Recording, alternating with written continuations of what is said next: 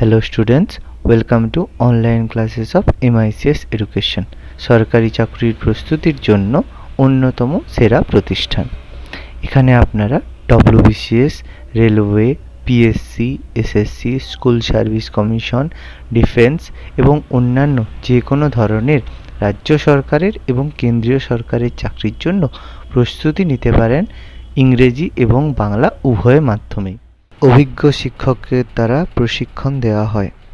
এছাড়া প্রতি সপ্তাহে অনলাইন মক টেস্ট এবং প্রতি মাসে মাসিক মক টেস্টের মাধ্যমে আমরা ছাত্রদের সার্বিক মূল্যায়ন করে থাকি। এছাড়া সমস্ত ক্লাসের স্টাডি মেটেরিয়াল আমরা স্টুডেন্টদের পিডিএফ হিসেবেও প্রোভাইড করে থাকি। সমস্ত লাইভ ক্লাসের রেকর্ডিং দেওয়া হয়। তাহলে আজকেই যোগাযোগ করুন আমাদের সাথে নিচে দেওয়া নাম্বারগুলিতে এবং সরকারি চাকরির প্রস্তুতির জন্য নিজেকে আরেক ধাপ এগিয়ে নিয়ে যান। ধন্যবাদ। প্রথম কথা হচ্ছে আমি বিশেষণের আজকে অ্যান্সার দিয়েছি, অনেকেই বিশেষণ পাঠায়নি, 80টা করেনি, বুঝেছো? ওই জন্য অ্যান্সারটা দেখলাম, দিলাম দেরি করে। আর সামনের সোমবার দিন তোমাদের 8টার সময় বিশেষ্য আর বিশেষণ এই দুটোর উপরে তোমাদের আমি পরীক্ষা নেব, ঠিক আছে? 20 নম্বরের একটা পরীক্ষা হবে, 10টা বিশেষ্য থেকে থাকবে, 10টা বিশেষণ থেকে থাকবে।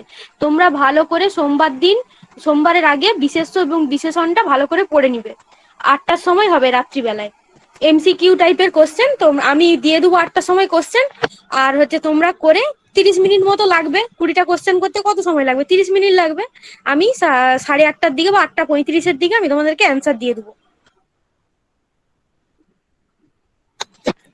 আজকে হচ্ছে অব্যয় পদ পড়াবো, আর সর্বনামের প্র্যাকটিস সেট এই ক্লাসের পরে দিয়ে দেবো।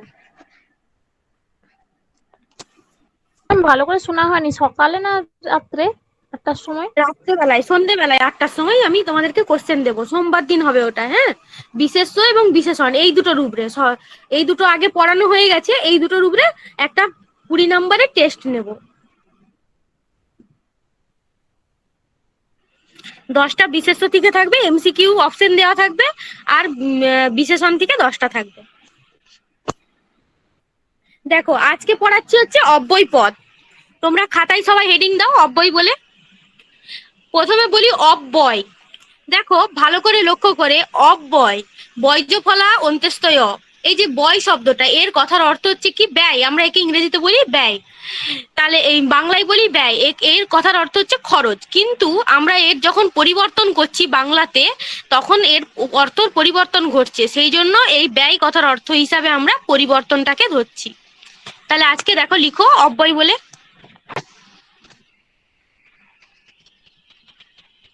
লিখো অব্যয় কথাটির অর্থ হলো, অব্যয় কথাটির অর্থ হলো যার ব্যয় নেই, যার ব্যয় নেই। এই লাইনটা দাগ দিয়ে রাখো, এটা ইম্পর্টেন্ট লাইন। অব্যয় কথাটির অর্থ হলো যার ব্যয় নেই।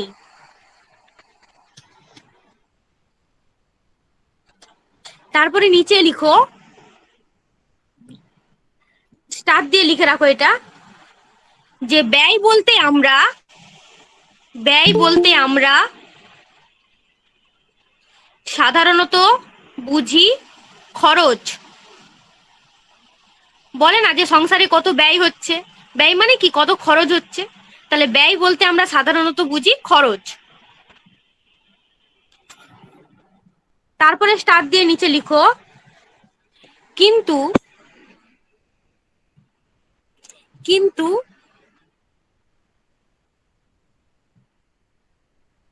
ব্যয়ের অর্থ পরিবর্তনও,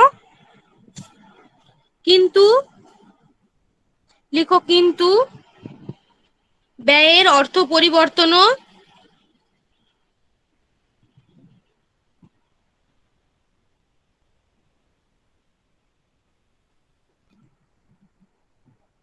এটা পরিবর্তনও লিখেছো?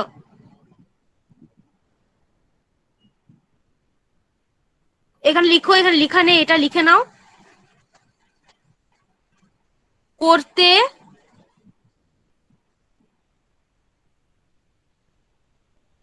পারি না। কিন্তু ব্যয়ের আমরা অর্থ পরিবর্তনও করতে পারি না। যেমন ও শব্দটা যেখানেই বসুক সেখানে ওই রূপেই বসছে। এবং কিন্তু এই শব্দগুলো যখন বাক্যের মধ্যে বসে, যে কোনো বাক্যের মধ্যে, সেটা কি তার পরিবর্তন না হয়েই সে বসছে, তার কোনো পরিবর্তন হচ্ছে না। ম্যাডাম হ্যাঁ বলো। ম্যাডাম কি হবে, ব্যয়ের অর্থ পরিবর্তন করতে পারি না? হ্যাঁ, ব্যয়ের অর্থ পরিবর্তন করতে পারি না, মানে ব্যয় শব্দের অর্থের কি আমরা পরিবর্তন করতে পারি না। তার কারণ কিন্তু দেখো, ওখানে এই যে লেখাটা আছে না, পরিবর্তনও, ওটা তাহলে কেটে দেবো? হ্যাঁ গো, এটা একটু মিস্টেক হয়ে গেছে প্রিন্টিং করতে গিয়ে, লিখতে গিয়ে, টাইপ করতে গিয়ে। লিখো, ব্যয়ের অর্থ পরিবর্তন করতে পারি না।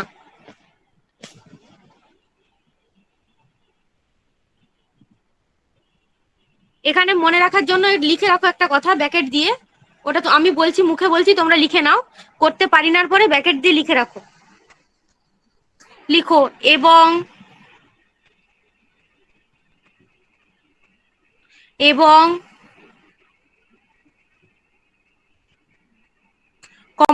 কমা দিয়ে লিখো ও,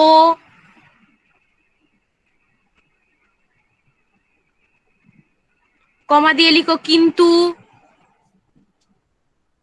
কমা দিয়ে লিখো কিন্তু,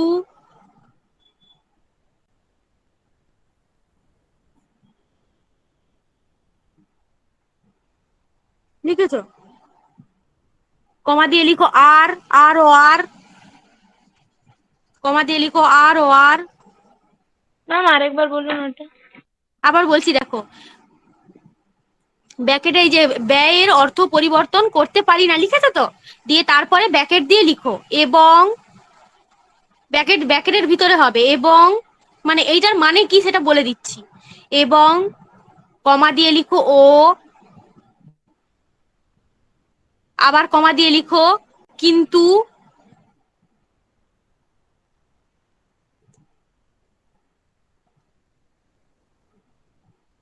আবার কমা দিয়ে লিখো আর,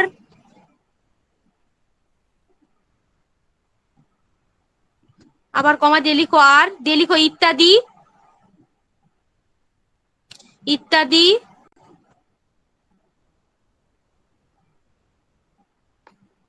অব্যয় পদগুলি, ইত্যাদি অব্যয় পদগুলি,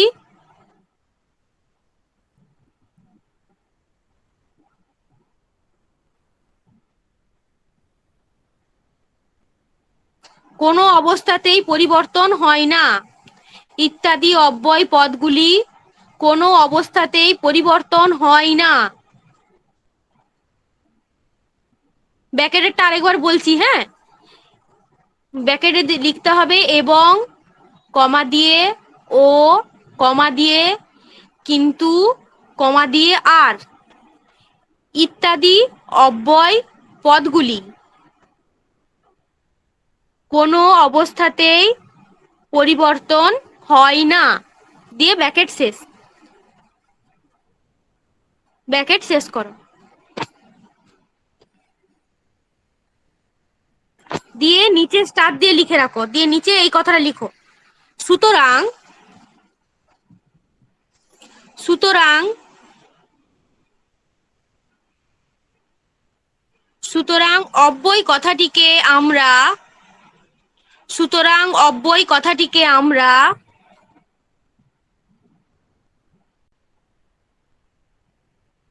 সুতরাং অব্যয় কথাটিকে আমরা এইভাবেও অর্থ করতে পারি,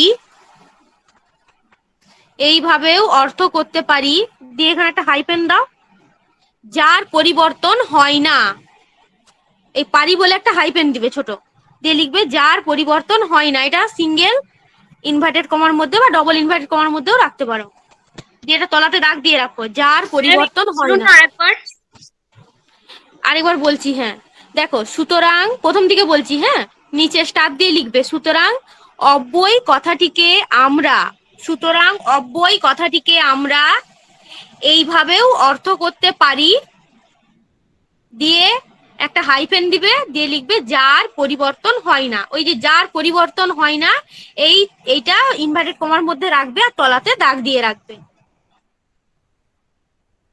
তাহলে এক কথায় আমরা কি বুঝলাম অব্যয় মানে? কেউ একজন বলো।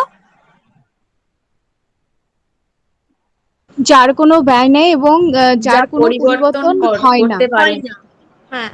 আর অব্যয় পদগুলোর মানে যে পরিবর্তন হয় না, এরকম কয়েকটা অব্যয় পদের নাম কি বললাম বলো? এবং এবং ও অথবা কিন্তু ও আর কিন্তু কিন্তু হ্যাঁ, এইগুলো হচ্ছে এই সমস্ত অব্যয়জাত যে কোনো পদই এর কোনো পরিবর্তন হয় না।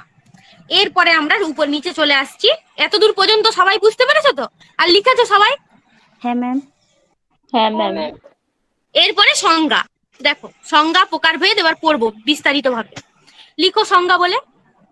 এতক্ষণ ধরে আমরা বুঝলাম তার অর্থটা, অব্যয় কথার অর্থটা বুঝলাম। এবার সংজ্ঞা মানে কাকে বলে এবার আমরা লিখবো। লিখো সংজ্ঞা বলে লিখো।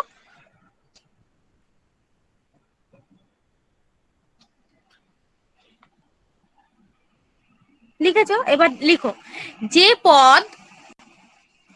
পদ বাক্যের মধ্যে যে পদ বাক্যের মধ্যে যে রূপে থাকে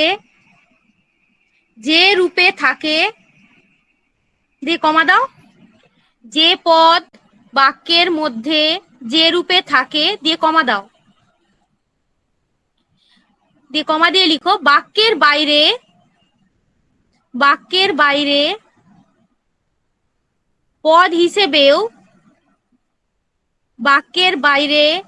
পদ হিসেবেও যদি ঠিক সেই রূপে থাকে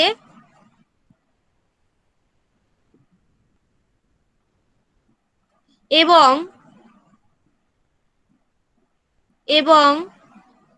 লিঙ্গ ছোট্ট হাইপেন বচন আবার ছোট্ট হাইপেন পুরুষ আবার ছোট্ট হাইপেন দিয়ে লিখো বিভক্তি ভেদে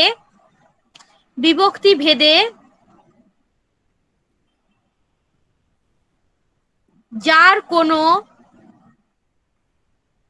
রূপান্তর বা ব্যয় হয় না, তাকে অব্যয় বলে। এই লাইনটা দাগ দিয়ে রাখো। লিঙ্গ বচন পুরুষ ভেদে যার কোনো রূপান্তর বা ব্যয় হয় না, এইটা মনে রাখবে। এইটি হচ্ছে আসল অব্যয়ের সংজ্ঞা। আর আরেকবার বলছি, ভালো করে বুঝিয়ে দিচ্ছি। দেখো বলছে যে পদ বাক্যের মধ্যে যে রূপে থাকে মানে যে অবস্থাতে থাকে, বাক্যের বাইরে শব্দ হিসেবেও যদি ঠিক একই রূপে থাকে, মানে ও শব্দটা বাক্যের ভিতরেও যে অবস্থাতে রয়েছে, আবার যদি সিঙ্গেল হিসাবে বসে সেটাও কিন্তু ওই ও হিসাবেই বসছে, তার কোনো পরিবর্তন হচ্ছে না। সে লিঙ্গ বচন পুরুষ বিভক্তি যে কোনো ভেদে পরিবর্তন কিন্তু এর হয় না বা রূপান্তরের হয় না, তাই সেই পদটাকে বলা হচ্ছে কি না অব্যয়। বুঝতে পেরেছো? মানে অব্যয় পদ যে কোনো জায়গাতে বসলে তার কোনো রূপ পরিবর্তন হয় না। লিঙ্গ বচন পুরুষ ভেদে কোনো রূপ পরিবর্তন হয় না। লিঙ্গ অনুযায়ী অনেক সময় চেঞ্জ হয় না, আবার কখনো পুরুষ অনুযায়ী চেঞ্জ হয় না। ধরো আমি একটা কথা দ্বারাই বলছি। দেখো বাঘ শব্দটা লিঙ্গ অনুযায়ী কি হচ্ছে বলতো? যদি পুংলিঙ্গে আমরা ধরি বাঘ হিসাবে ব্যবহার করছি, কিন্তু স্ত্রীলিঙ্গে যখন আমরা ব্যবহার করছি বাঘ শব্দটাকে, তখন কি হয়ে যাচ্ছে না, তখন হচ্ছে বাঘিনী হয়ে যাচ্ছে। তাহলে দেখো এই যে বাঘ শব্দটার পরিবর্তন করছে, কিন্তু ও এবং কিন্তু যদি অথবা এই সমস্ত অব্যয়জাত পদের যে কোনো অবস্থাতে লিঙ্গ বচন পুরুষ যেখানেই বসুক না কেন তার কোনো পরিবর্তন হয় না, সেই জন্য ওইগুলোকে বলা হচ্ছে কি না অব্যয়। বুঝতে পেরেছো অব্যয় কাকে বলে? হ্যাঁ ম্যাম। লিখেছো তো সবাই সংজ্ঞাটা? দেখো এবার লিখো। কতটা লেখা হয়েছে ম্যাম? হ্যাঁ বেশি দূর হয়নি গো। এই তুমি কি এক্ষুনি জয়েন করলে? হ্যাঁ ম্যাম। তাহলে তুমি এই হাফ পেজ মতো ছেড়ে রাখো। ঠিক আছে ম্যাম। হাফ পেজ ছেড়ে রাখো। এই রেকর্ডিংটা শুনে লিখে নিও, বুঝেছো? প্রথমে বলেছি অব্যয়, অব্যয় মানে যার কোনো ব্যয় নেই, সেই অব্যয়ের সংজ্ঞাটা বললাম, এরপরে লিখাচ্ছে প্রকারভেদ। প্রকারভেদ বলে সবাই হেডিং দাও। অব্যয় থেকে কিন্তু তোমাদের এই যে পরীক্ষা হলো জানুয়ারি মাসে, এই সময় কিন্তু পরীক্ষায় কোশ্চেন এসেছিল, এইখানে উদাহরণটা দিয়েছিলাম, এই উদাহরণটাই পরীক্ষায় এসছে, এই ব্যতিরেক। ওটা কোন অব্যয় জিজ্ঞেস করেছিল, আছে এখানে পড়াবো এখন তোমাদের। লিখো প্রকারভেদ। দেখো অব্যয়কে আমরা 4 ভাগে ভাগ করছি, ঠিক আছে? অব্যয়কে 4 ভাগে ভাগ করছি কি না, প্রথমে হচ্ছে পদান্বয়ী, তারপরে হচ্ছে সমুচ্চয়ী, তারপরে অনন্যয়ী, তারপরে হচ্ছে ধনাত্মক। এই 4টা ভাগ তোমরা লিখো। অব্যয়কে আমরা 4 ভাগে ভাগ করি, পদান্বয়ী প্রথমটা, দ্বিতীয়টা হচ্ছে সমুচ্চয়ী, তৃতীয়টা হচ্ছে অনন্যয়ী, আর চতুর্থটা হচ্ছে ধনাত্মক।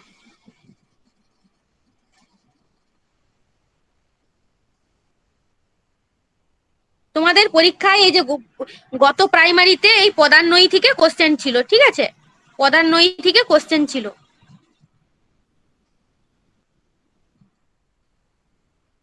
চারটে ভাগ, পদান্বয়ী, সমুচ্চয়ী, অনন্যয়ী আর ধনাত্মক, এই 4টে ভাগে আমরা অব্যয়কে ভাগ করছি। এবার এদেরও আরো অনেক ভাগ আছে, সেগুলো যখন সংজ্ঞা পড়াবো তখন বলছি। তোমরা লিখেছো 4টা ভাগ? হ্যাঁ ম্যাম। হুম, প্রথমে হেডিং দাও। প্রথমে আমরা পড়বো হচ্ছে পদান্বয়ী। পদান্বয়ী বলে হেডিং দাও। এখানে পদান্বয়ী বানানটা ঠিক করে নাও একটু। পদান্বয়ী শব্দের মধ্যেই এই পদান্বয়ীর কার্যের প্রকাশ ঘটেছে। দাঁড়াও, এখানে বানানটা ঠিক করে নাও, এখানে দন্তান্বয়ী ব হবে, বুঝেছো? লিখো পদান্বয়ী বলে হেডিং দিয়ে লিখো। আচ্ছা, প্রথমে বলে দিই, দেখো ভালো করে লক্ষ্য করে হেডিংটাতে কি লেখা হয়েছে, পদান্বয়ী। পদের যে অন্বয় ঘটছে, অন্বয়, তাকে বলা হচ্ছে পদান্বয়ী। এবার দেখো, অন্বয় কথার অর্থ আগেই বলেছি, অন্বয় মানে হচ্ছে সম্পর্ক। একটা পদের সঙ্গে যখন অন্য আরেকটা পদের সম্পর্ক তৈরি করতে যে অব্যয় আমরা ব্যবহার করি তাকে বলা হচ্ছে পদান্বয়ী অব্যয়। এবার সংজ্ঞাটা তোমরা লিখো। লিখো পদান্বয়ী শব্দের মধ্যে, পদান্বয়ীটা সিঙ্গেল ইনভার্টেড কমার মধ্যে, পদান্বয়ী শব্দের মধ্যে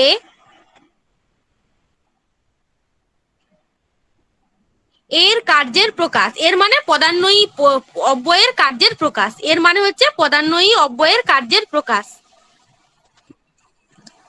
পদান্বয়ী শব্দের মধ্যে এর কার্যের প্রকাশ।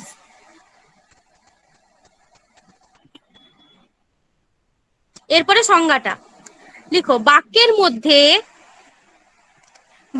মধ্যে এক পদের সঙ্গে, বাক্যের মধ্যে এক পদের সঙ্গে অন্য পদের সম্পর্ক বা অন্যয় যে অব্যয়ের মাধ্যমে দেখানো যায় তাকে পদান্বয়ী অব্যয় বলে। এই জায়গাটা দাগ দিয়ে রাখো। এই যে এক পদের সঙ্গে অন্য পদের সম্পর্ক বা অন্যয়, এই জায়গাটা দাগ দিয়ে রাখো। দেখানো যায়, যে অব্যয়ের মাধ্যমে দেখানো যায়, মানে পদ যখন থাকবে তার সঙ্গে একটা পদ থাকবে আর একটা অন্য আর একটা পদ থাকবে, এই দুটো পদের সঙ্গে যে সম্পর্ক তৈরি করতে যে অব্যয়টা আমরা ব্যবহার করব সেইটাকেই বলা হচ্ছে পদান্বয়ী অব্যয়। আবার বলছি, দেখো পদান্বয়ী এর মধ্যেই এর কার্যের প্রকাশ, মানে একটা পদের সঙ্গে অন্য একটা পদের অন্যয় তৈরি করছে। বাক্যের মধ্যে এক পদের সঙ্গে যখন অন্য পদের সম্পর্ক বা অন্যয় যে অব্যয়ের মাধ্যমে দেখানো যায় তাকে বলা হচ্ছে পদান্বয়ী অব্যয়। এবার উদাহরণ দিলেই তোমরা বুঝতে পারবে। লিখেছো? সংজ্ঞাটা লিখেছো সবাই? হ্যাঁ ম্যাম। এবার দেখো উদাহরণ। দেখো, কাল থেকে স্কুল যাব। এই যে থেকে শব্দটা, থেকে শব্দটা কাল এবং স্কুলের দুটোর মাঝখানে বসেছে, দিয়ে কি করছে না একটা অন্যই তৈরি করেছে, সম্পর্ক তৈরি করেছে। আর এইটা পরীক্ষায় পড়েছিল তোমাদের, এইটা এইটা এটা স্টার দিয়ে রাখো, এটা আর এটা দুটোই স্টার দিয়ে রাখো। আমি এই দুটোই করিয়েছিলাম, এইটা তার মধ্যে পড়েছিল। কাল থেকে স্কুলে যাব, দিয়ে থেকে শব্দটার তলাতে দাগ দাও। এই থেকে শব্দটা হচ্ছে কি না পদান্বয়ী অব্যয়। কেন না কারণ হচ্ছে দুটো পদের মধ্যে কি করছে, সম্পর্ক তৈরি করছে থেকে শব্দটা মাঝখানে বসে। তারপরে দেখো, পরিশ্রম ব্যতিরে কেউ সফল হয় না। এই যে পরিশ্রম শব্দটার সঙ্গে কেউ সফল হয় না, এই যে পদটা, এদের মধ্যে সম্পর্ক কে তৈরি করছে না ব্যতিরেক শব্দটা। দেখো নিচে লিখেছি আমি যে এই দুটি বাক্যের মধ্যে দেখা যাচ্ছে থেকে এবং ব্যতিরেক, এটা লেখার দরকার নেই তোমাদের। থেকে এবং ব্যতিরেক পদ দুটি বাক্যের মধ্যে অন্য পদের সঙ্গে অন্যই যুক্ত করেছে। ব্যতিরেক মানে কি? ব্যতিরেক মানে ছাড়া আর কি, ব্যতীত বা ছাড়া। ছাড়া, হ্যাঁ, ব্যতীত বা ছাড়া, মানে পরিশ্রম ছাড়া কেউ সফল হতে পারে না, কথাটা হচ্ছে এইটা। ওই ধরনের অব্যয়কে বলা হচ্ছে পদান্বয়ী অব্যয়। এটা লেখার দরকার নেই, এটা তোমাদের বোঝার জন্য লিখেছি, চাইলে লিখতে পারো তোমরা।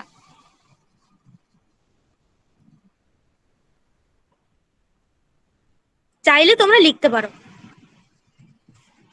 লিখবে তো লিখে নাও, লিখো। দুটি বাক্যে দেখা যাচ্ছে, দুটি বাক্যে দেখা যাচ্ছে যে থেকে এবং ব্যতিরেক, থেকে সিঙ্গেল ইনভার্টেড কমার মধ্যে আর ব্যতিরেকটাও সিঙ্গেল ইনভার্টেড কমার মধ্যে, পদ দুটি বাক্যের মধ্যে বাক্যের মধ্যে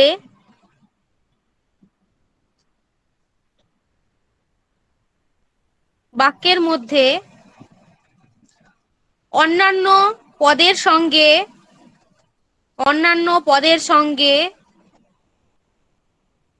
অন্যই সম্পর্কযুক্ত। এখানে অন্যয়, এখানে সম্পর্ক কথাটা লিখে নাও, এই যে এইখানটায় অন্যয়ের পরে সম্পর্ক,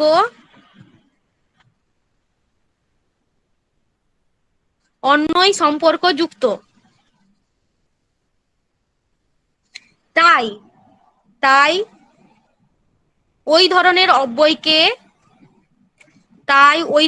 অব্যয়কে পদান্বয়ী অব্যয় বলে।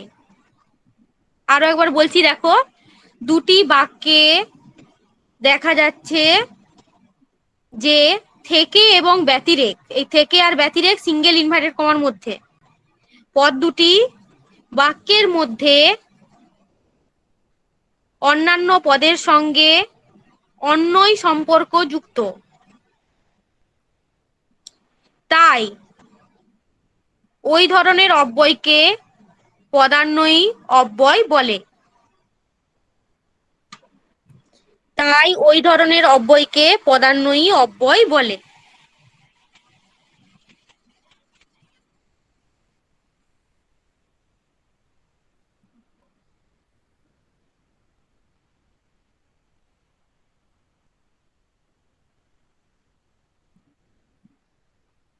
লিখেছো? এবার আমি তোমাদেরকে উদাহরণ বলছি, তোমরা বলবে, হ্যাঁ? শুনতে পাচ্ছ সবাই? হ্যাঁ ম্যাম। হ্যাঁ, ওইগুলো লেখার দরকার নেই, তোমরা শুধু বলো। আমি উদাহরণ বলছি, কোনখানে দাগ হবে, অব্যয় কোনটা তোমরা বলবে। আমি তোমারও সঙ্গে বেঁধেছি আমারও প্রাণ, বলো কোনটা হবে? সঙ্গে। বুঝতে পেরেছো তো? ম্যাম এটা কি পদান্বয়ী অব্যয়েরই উদাহরণ? হ্যাঁ গো, পদান্বয়ী অব্যয়ের উদাহরণ। লিখে রাখো, যদি মনে না থাকে লিখে রাখো। আমি তোমারও সঙ্গে বেঁধেছি আমারও প্রাণ, এটা তো গানের লাইন, দিয়ে সঙ্গেটার তলাতে দাগ দিয়ে দাও, দিয়ে সঙ্গের তলাতে দাগ দাও।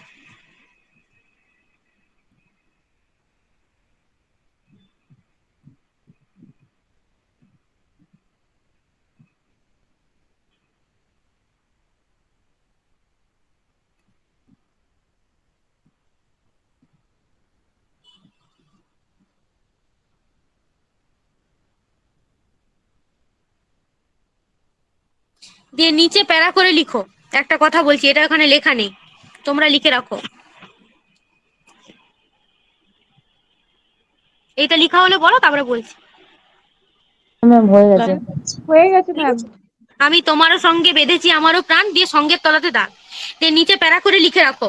এটা মনে রাখার জন্য। দেখো এইবারে ব্যতিরেক করেছে, সববারই কি এটা পড়বে? পড়বে না নিশ্চয়ই।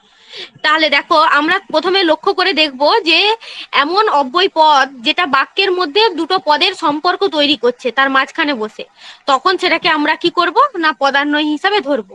সেই রকম কিছু কিছু অব্যয় তোমরা দেখো বাক্য করতে করতেই বাপে তোমরা, আমি তাও বলে দিচ্ছি, তোমরা লিখে রাখো। লিখো সঙ্গে, সঙ্গে কমা দিয়ে লিখো নিমিত্ত, কমা দিয়ে লিখো সহিত, কমা দিয়ে লিখো সহিত, সঙ্গে, প্রথম থেকে বলছি, সঙ্গে প্যারা করে লিখো, এটা আলাদা করে। হ্যাঁ বলো, বলো কি বলছো বলো। শহীদটা বানান, দন্তেস্ব হয় শহীদ হস্যই তো। বানান। শহীদ মানে সাথে আর কি, দন্তেস্ব হয় হস্যই তো। সঙ্গে কমা দিয়ে নিমিত্ত, দন্তনে হস্যই ময়ে হস্যই তয় তো, নিমিত্ত। আবার কমা দিয়ে লিখো শহীদ, দন্তেস্ব হয় হস্যই তো শহীদ। আবার কমা দিয়ে লিখো জন্য, বর্গের জো দন্তের নই জফলা, জন্য। আবার কমা দিয়ে লিখো দন্তেস্ব হ সহ। আবার কমা দিয়ে লিখো ম তয়কার মতো, ম তয়কার মতো, লিখেছো? দিয়ে লিখো ইত্যাদি, ইত্যাদি অব্যয় পদ, ইত্যাদি অব্যয় পদ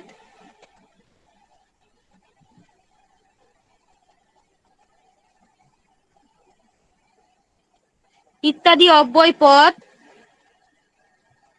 বাক্যস্থ, বয়াকার, বানানটা বলছি লিখো, বয়াকার কয়ে জফলা দন্তেশ্বই থ, বাক্যস্থ, বয়াকার কয়ে জফলা দন্তেশ্বই থ, বাক্যস্থ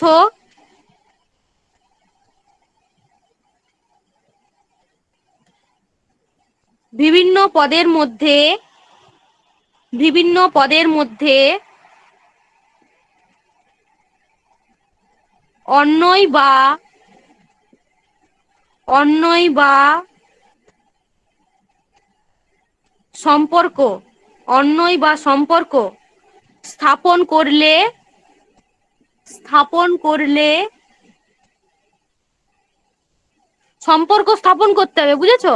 না হলে কিন্তু পদের মধ্যে যদি সম্পর্ক স্থাপন না হয় তাহলে কিন্তু পদান্বয়ী হবে না।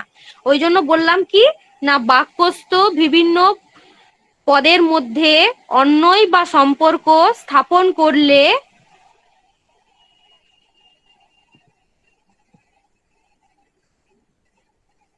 স্থাপন করলে সেগুলি পদান্বয়ী অব্যয় হবে, সেগুলি পদান্বয়ী অব্যয় হবে। আরেকবার বলছি দেখো প্রথম থেকে। সঙ্গে কমা দিয়ে নিমিত্ত, কমা দিয়ে সহিত, কমা দিয়ে জন্য, আবার কমা দিয়ে সহ, আবার কমা দিয়ে মতো, ইত্যাদি, ইত্যাদি অব্যয় পদ বাক্যস্থ, বাক্যস্থ বিভিন্ন পদের মধ্যে অন্যয় বা সম্পর্ক স্থাপন করলে সেগুলি পদান্বয়ী অব্যয় হবে। লিখেছো? কারোর অসুবিধা আটকে গেছো বলো, তাহলে সেই জায়গাটা আরেকবার বলে দেবো। আমার লেখা হয়ে গেছে। দাঁড়াও, সবাই লিখেছো তো? তাহলে বুঝতে পেরেছো যে পদান্বয়ী অব্যয় কি না একটা পদের সঙ্গে আরেকটা পদের সম্পর্ক স্থাপন করতে হবে, সেটাই হচ্ছে পদান্বয়ী অব্যয়। এটি হচ্ছে পদান্বয়ী অব্যয়। বলো বুঝতে অসুবিধা নেই তো পদান্বয়ী অব্যয়? তাহলে এরপরে আসছি অনন্যয়ী অব্যয়। লিখো, হেডিং দাও অনন্যয়ী অব্যয়। ওই পদান্বয়ী অব্যয়টা স্টার দিয়ে রাখো, ইম্পর্টেন্ট আছে খুব, এটা স্টার দিয়ে রাখো পাশে। আর অনন্যইটাও স্টার দিয়ে রাখো, অনন্যইও খুব ইম্পর্টেন্ট।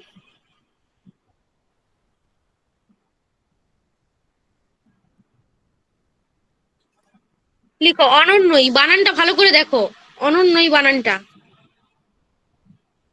অ দন্তের ন, দন্তের নয় বয়, অন্ত্যেষ্টই দীর্ঘই, অনন্যই অব্যয়। দেখো আমরা যখনই হেডিংটা লিখো আমি বলি একবার, অনন্যই, অনন্য মানে হচ্ছে আলাদা করা। যখন আলাদা করে অব্যয় পদ বসছে, পদের সঙ্গে কোনো সম্পর্ক তৈরি মানে মাঝে বসে সম্পর্ক তৈরি করছে না, আলাদা করে সে বসছে অব্যয় পদটা, তখনই সে হবে কি না অনন্যই বা আলাদা।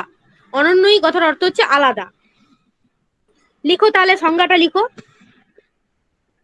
লিখো আগে অর্থটা বলে দিই, তারপরে সংজ্ঞাটা লিখবে। লিখো অনন্যই অব্যয়ের কাজ, অনন্যই অব্যয়ের কাজ পদান্বয়ী অব্যয়ের বিপরীত। এটা দাগ দিয়ে রাখো, পদান্বয়ী অব্যয়ের বিপরীত। অনন্যই অব্যয়ের কাজ পদান্বয়ী অব্যয়ের বিপরীত। পদান্বয়ী অব্যয় কি ছিল? দুটো পদের মধ্যে মাঝখানে বসে সম্পর্ক তৈরি করছে, কিন্তু এটা তার উল্টোটা, মানে সে পদের মাঝখানে বসবে না, সে আলাদাভাবে বসবে। তাহলে অনন্যই অব্যয়ের কাজ পদান্বয়ী অব্যয়ের বিপরীত, অর্থাৎ অর্থাৎ বাক্যের মধ্যে বাক্যের মধ্যে যে অব্যয়ের সঙ্গে বাক্যের মধ্যে যে অব্যয়ের সঙ্গে অন্য কোনো পদের বাক্যের মধ্যে যে অব্যয়ের সঙ্গে অন্য কোনো পদের কোনো সম্পর্ক বা অন্যয় নেই, কোনো সম্পর্ক বা অন্যয় নেই, তাকে অনন্যয়ী অব্যয় বলে, তাকে অনন্যয়ী অব্যয় বলে। এইখানটা দাগ দিয়ে রাখো।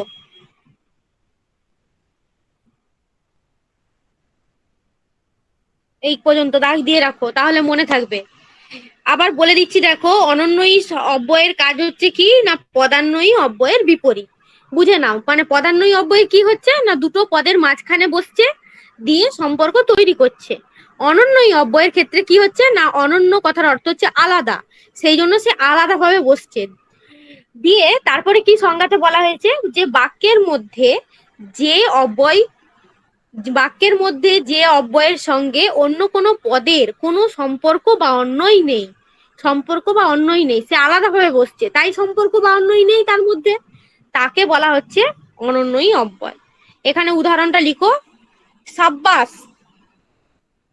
তুমি দারুণ খেলছো, ইনভার্টেড কমার মধ্যে এই সাব্বাসের তলাতে দাগ দাও। দেখো সাব্বাস বলে কি আছে, বিস্ময়সূচক চিহ্ন দেওয়া আছে, তারপরে বলছে তুমি দারুণ খেলছো। এই সাব্বাস শব্দটা কি? অনন্যয়ী অব্যয়। কেন না এটা আলাদাভাবে বসছে।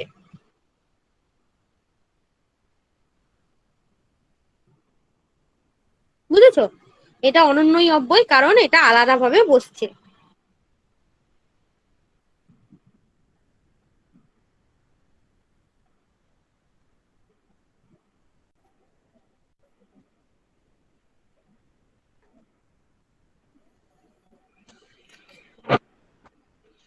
এরপরে এই কথাটা লিখে রাখো, তাহলে মনে থাকবে।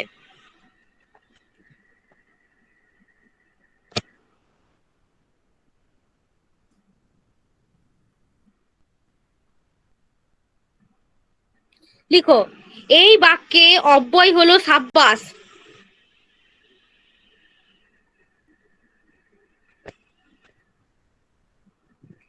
কিন্তু তুমি দারুণ খেলছো অংশে অংশের সঙ্গে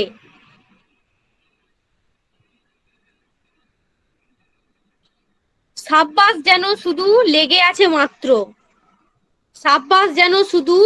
আছে মাত্র। কোনো সম্পর্ক বা নির্ভরতা নেই। কোনো সম্পর্ক বা নির্ভরতা নেই।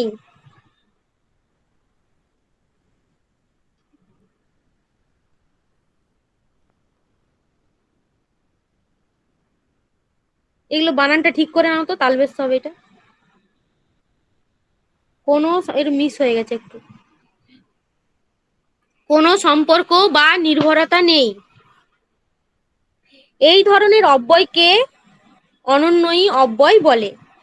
আবার বলছি দেখো, সাব্বাস দিয়ে বিস্ময়সূচক চিহ্ন, তুমি দারুণ খেলছো, এটা সিঙ্গেল ইনভার্টেড কমার মধ্যে রাখো। দিয়ে লিখো, নিচে লিখো, এই বাক্যে অব্যয় হলো সাব্বাস, কিন্তু তুমি দারুণ খেলছো অংশের সঙ্গে সাব্বাস যেন শুধু লেগে আছে মাত্র। কোনো সম্পর্ক বা নির্ভরশীলতা নেই। এই ধরনের অব্যয়কে অনন্যয়ী অব্যয় বলা হয়। ভালো করে লক্ষ্য করে দেখো, এই কথাটার সঙ্গে যে তুমি দারুণ খেলছো, এই কথাটার সাথে কিন্তু সাব্বাসের কোনো সম্পর্ক নেই। আছে কি? ওটা আলাদাভাবে বসছে, শুধুমাত্র লেগে আছে। তুমি দারুণ খেলছো যদি শব্দটাকে আমরা ধরি, এই শব্দটাকে যদি আমরা ধরি, এটা ধরলেও একটা বাক্য হচ্ছে, কিন্তু সাব্বাসটা বসিয়েছি, একটা অব্যয় বসিয়ে দিয়েছি তার আগে। এই অব্যয়টা শুধুমাত্র লেগে আছে। এই তুমি দারুণ খেলছো শব্দটা এই সাব্বাসের উপর কিন্তু নির্ভরশীল নয়, এই কথাটাই বলা হয়েছে দেখো। সেই জন্য এই ধরনের অব্যয়কে, মানে এই যে সাব্বাস যে অব্যয়, এই ধরনের যে সমস্ত অব্যয় আছে এইগুলোকে বলা হচ্ছে অনন্যয়ী অব্যয়। অনন্যয়ী কথার অর্থ হচ্ছে কি? পৃথক বা আলাদা, আলাদা করে সে বসবে। সেই জন্য দেখো ওই রকম আলাদা ভাবে বসেছে সে সাব্বাস শব্দটা। বুঝতে পেরেছো অনন্যয়ী? ম্যাডাম, বলো। ম্যাডাম সেই বিশেষণে একটা আপনি উদাহরণ দিয়েছিলেন, আচ্ছা ঝামেলা বাঁধালে দেখছি, তাহলে আচ্ছা এটা হচ্ছে অনন্যই অব্যয় হবে কি? দেখো, আচ্ছা ঝামেলা, আচ্ছা কথাটা যদি আলাদা ভাবে বসে তাহলে অবশ্যই সেটা হচ্ছে অনন্যই হবে। কিন্তু দুটো পদের মাঝখানে যদি বসে শব্দটা, তাহলে সেটা কি হবে? পদান্বয়ীর মধ্যে পড়বে। বুঝতে ও পেরেছো? হ্যাঁ, এটা তো আলাদাই আছে, তাহলে এটা তো হচ্ছে ওই অনন্যই হবে। তারপরে এখান থেকে লিখো, ব্যবহারের দিক থেকে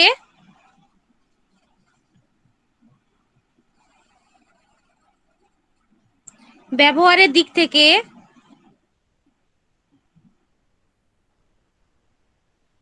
অনন্যয়ী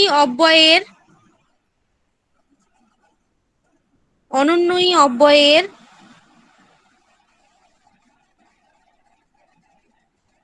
প্রকাশ করা হয় সম্বোধনে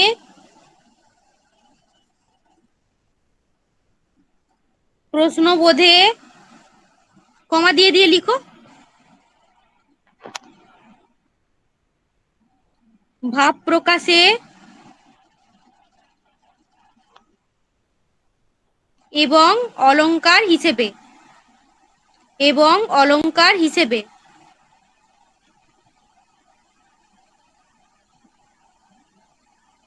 স্ক্রিনটা একটু উপরে করবে? স্ক্রিনটা দেখো, এরকম পাচ্ছ দেখতে? ম্যাম আরেকটু উপরে যে এরকম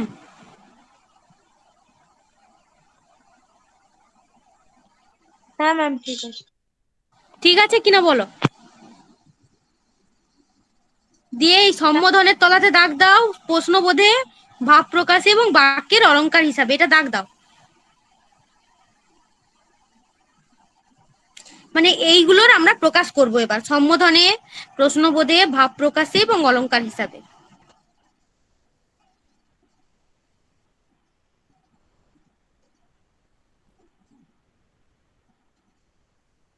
লিখেছো এই লাইনটা? হ্যাঁ ম্যাম। হয়ে গেছে। হয়ে গেছে। দেখো একটা কথা বলে দিই, আমি যে বিশেষণ দিয়েছিলাম না তোমাদের সেখানে তোমরা দেখোনি, লক্ষ্য করোনি, অনেকেই ভুল করেছো। সেটা হচ্ছে যে তোমাদের আমি প্রশ্ন দিয়েছিলাম যে এই রকম, এই যে ধরো কিরকম একটা প্রশ্ন ছিল আমার মনে নেই এখন, মানে প্রশ্নবোধক শব্দের তলাতে দাগ দেওয়া নেই, কিন্তু ওই বাক্যটাতে দাগ দেওয়া আছে যে কোনো একটা শব্দের তলাতে, অনেকে দেখছি লিখে দিয়েছে প্রশ্নবোধক, কিন্তু না, যখন কেমন, কি, কখন, এইগুলো এই সমস্ত প্রশ্নবোধক শব্দের তলায় দাগ দেওয়া থাকবে। যদি জিজ্ঞাসা চিহ্ন থাকে তখনই তোমরা কি করবে না, তখন তোমরা ওটা প্রশ্নবোধক করবে। কিন্তু জিজ্ঞাসা চিহ্ন থাকলো আবার প্রশ্নবোধক শব্দ থাকলো কিন্তু দাগ দেওয়া থাকলো অন্য শব্দের মধ্যে, তাহলে কিন্তু ওটা প্রশ্নবোধক হবে না।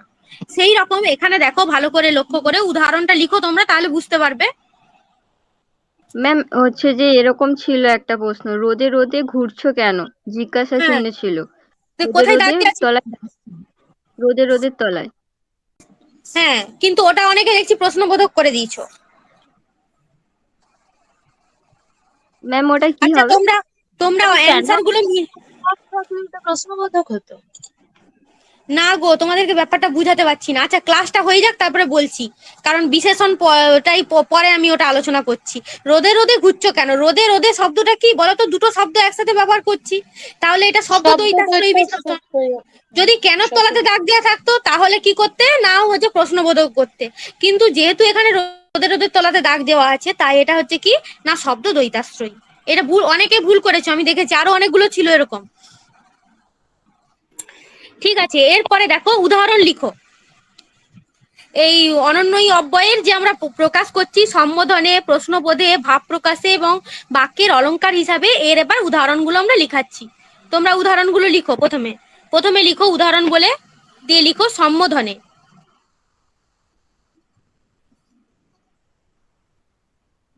সম্বোধনে লিখো ওরে কে আছিস। নিজেরা ডাকো একবার, ওরে মনে মনে বলো যে ওরে কে আছিস। এটা কি আহ্বান করছি কাউকে? ওরে লিখে এখানে কমা দিতে হবে। এই ওরে শব্দটা হচ্ছে কি না অনন্যই অব্যয়। অনন্যই মানে সম্বোধনে অব্যয়, সম্বোধনের এটা তার প্রকাশ। তোমরা বলবে অনন্যই অব্যয়। তারপরেরটা লিখো ও মশাই, দিয়ে ওয়ের তলাতে দাগ দাও, দিয়ে আবার কমা দিয়ে লিখো যাবেন না, কমা দাও, যাবেন না দিয়ে কমা দাও, দিয়ে লিখো সামনে বিপদ, দিয়ে বিস্ময়সূচক চিহ্ন। নিজেরা মনে মনে মনে বলো যে ও মশাই যাবেন না, সামনে বিপদ। এটা কি করছি? কাউকে মানা করছি, আহ্বান করছি, কোনো ব্যক্তিকে আমরা বলছি যে ও মশাই যাবেন না, সামনে বিপদ, মানে তাকে আহ্বান করছি। সেই জন্য এটা কি, ও শব্দটা হচ্ছে কি এখানে হচ্ছে সম্বোধনে, অনন্যই অব্যয়। আর ওর এটা বুঝতে পেরেছো? হ্যাঁ ম্যাম। এরপরে দেখো এই দুটো লিখেছো উদাহরণ। ম্যাডাম হ্যাঁ এটা ম্যাম। কেমন ভাবে লিখবো, অনন্যই অব্যয় সম্বোধনে না কি লিখবো? না না, শুধু এটা তো প্রথমে তো হেডিং দিয়েছিল অনন্যই অব্যয় বলে। এইগুলো হ্যাঁ। তার প্রকাশ, কিভাবে আমরা ব্যবহার করি, মানে প্রশ্ন সম্বোধনে আমরা কিভাবে ব্যবহার করছি, প্রশ্নবোধে আমরা কিভাবে ব্যবহার করছি, ভাব প্রকাশে, অলংকারে। তোমাদেরকে যদি এরকম প্রশ্ন দেয় যে ওরে কে আছিস, এটা যদি দিয়ে দেয়, যে দিয়ে অপশন থাকবে পদান্বয়ী, অনন্যয়ী, বা ধরো আরো যেগুলো রয়েছে সমুচ্চয়ী, এরকম দিয়ে থাকবে, তোমরা তো এটা দেখে বুঝতে পারবে যেটা আহ্বান করছে বা ডাকছে, তার মানে এটা কি আলাদা করে বসছে আবার, সেই জন্য এটা অনন্যই অব্যয়। বুঝতে পেরেছো? অনন্যই অব্যয়ের সম্বোধনে আমরা কিভাবে ব্যবহার করছি সেটা আমি এখানে লিখালাম। এটা অনন্যইরই একটা উদাহরণ, আলাদা নয় কিছু। এই দুটো উদাহরণ লিখেছো? ওরে কে আছিস, হ্যাঁ ম্যাম। ও মশাই যাবেন না, সামনে বিপদ। এরপরে দেখো, তারপরে লিখিয়েছিলাম আমরা প্রশ্নবোধে। প্রশ্নবোধে বলে হেডিং দাও উপরে। এইটা লিখে নাও, তারপরে আমি জিজ্ঞেস করবো, তাহলে বুঝতে পারবে যে কোনটা কি অব্যয়।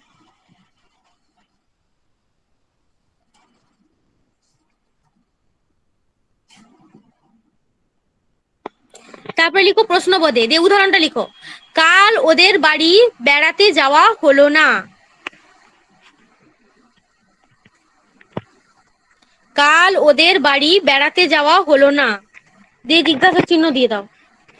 দিয়ে এটা আমি এরকম ভাবে বলছি, তোমরা প্রশ্নবোধে উচ্চারণ করে বলো কাল ওদের বাড়ি বেড়াতে যাওয়া হলো না। এই যে হলো না, নাটাতে যখন টান দেব তখন সেটা হয়ে যাবে কি প্রশ্নবোধে। এই জন্য না শব্দটা এখানে প্রশ্নবোধের চিহ্ন হিসাবে আমরা ব্যবহার করছি। জিজ্ঞাসা চিহ্ন অবশ্যই থাকতে হবে, তবেই নাটা কিন্তু এখানে প্রশ্নবোধে হবে। জিজ্ঞাসা চিহ্ন না থাকলে তাহলে কিন্তু হবে না। তারপরেরটা লিখো কেমন দিয়ে জিজ্ঞাসা চিহ্ন, ভালো আছো তো দিয়ে কেমনের তলাতে দাগ, হ্যালো ম্যাম। কেমন, হ্যাঁ বলো। ম্যাম বলছি ভালো তো, তোটা কেন হবে না? হ্যাঁ কেমনটা বলছো? তো হচ্ছে, তো ভালো তো যেটা আছে তো মানে তোটা কেন হবে না? মানে কেমন শব্দটা প্রশ্নবোধে এখানে ব্যবহার করছি অব্যয় হিসাবে, কেমন শব্দটা আমরা এখানে প্রশ্নবোধে অব্যয় হিসাবে ব্যবহার করছি। আর তোটা হবে না, তাই তো? না, তোটা এখানে হবে না।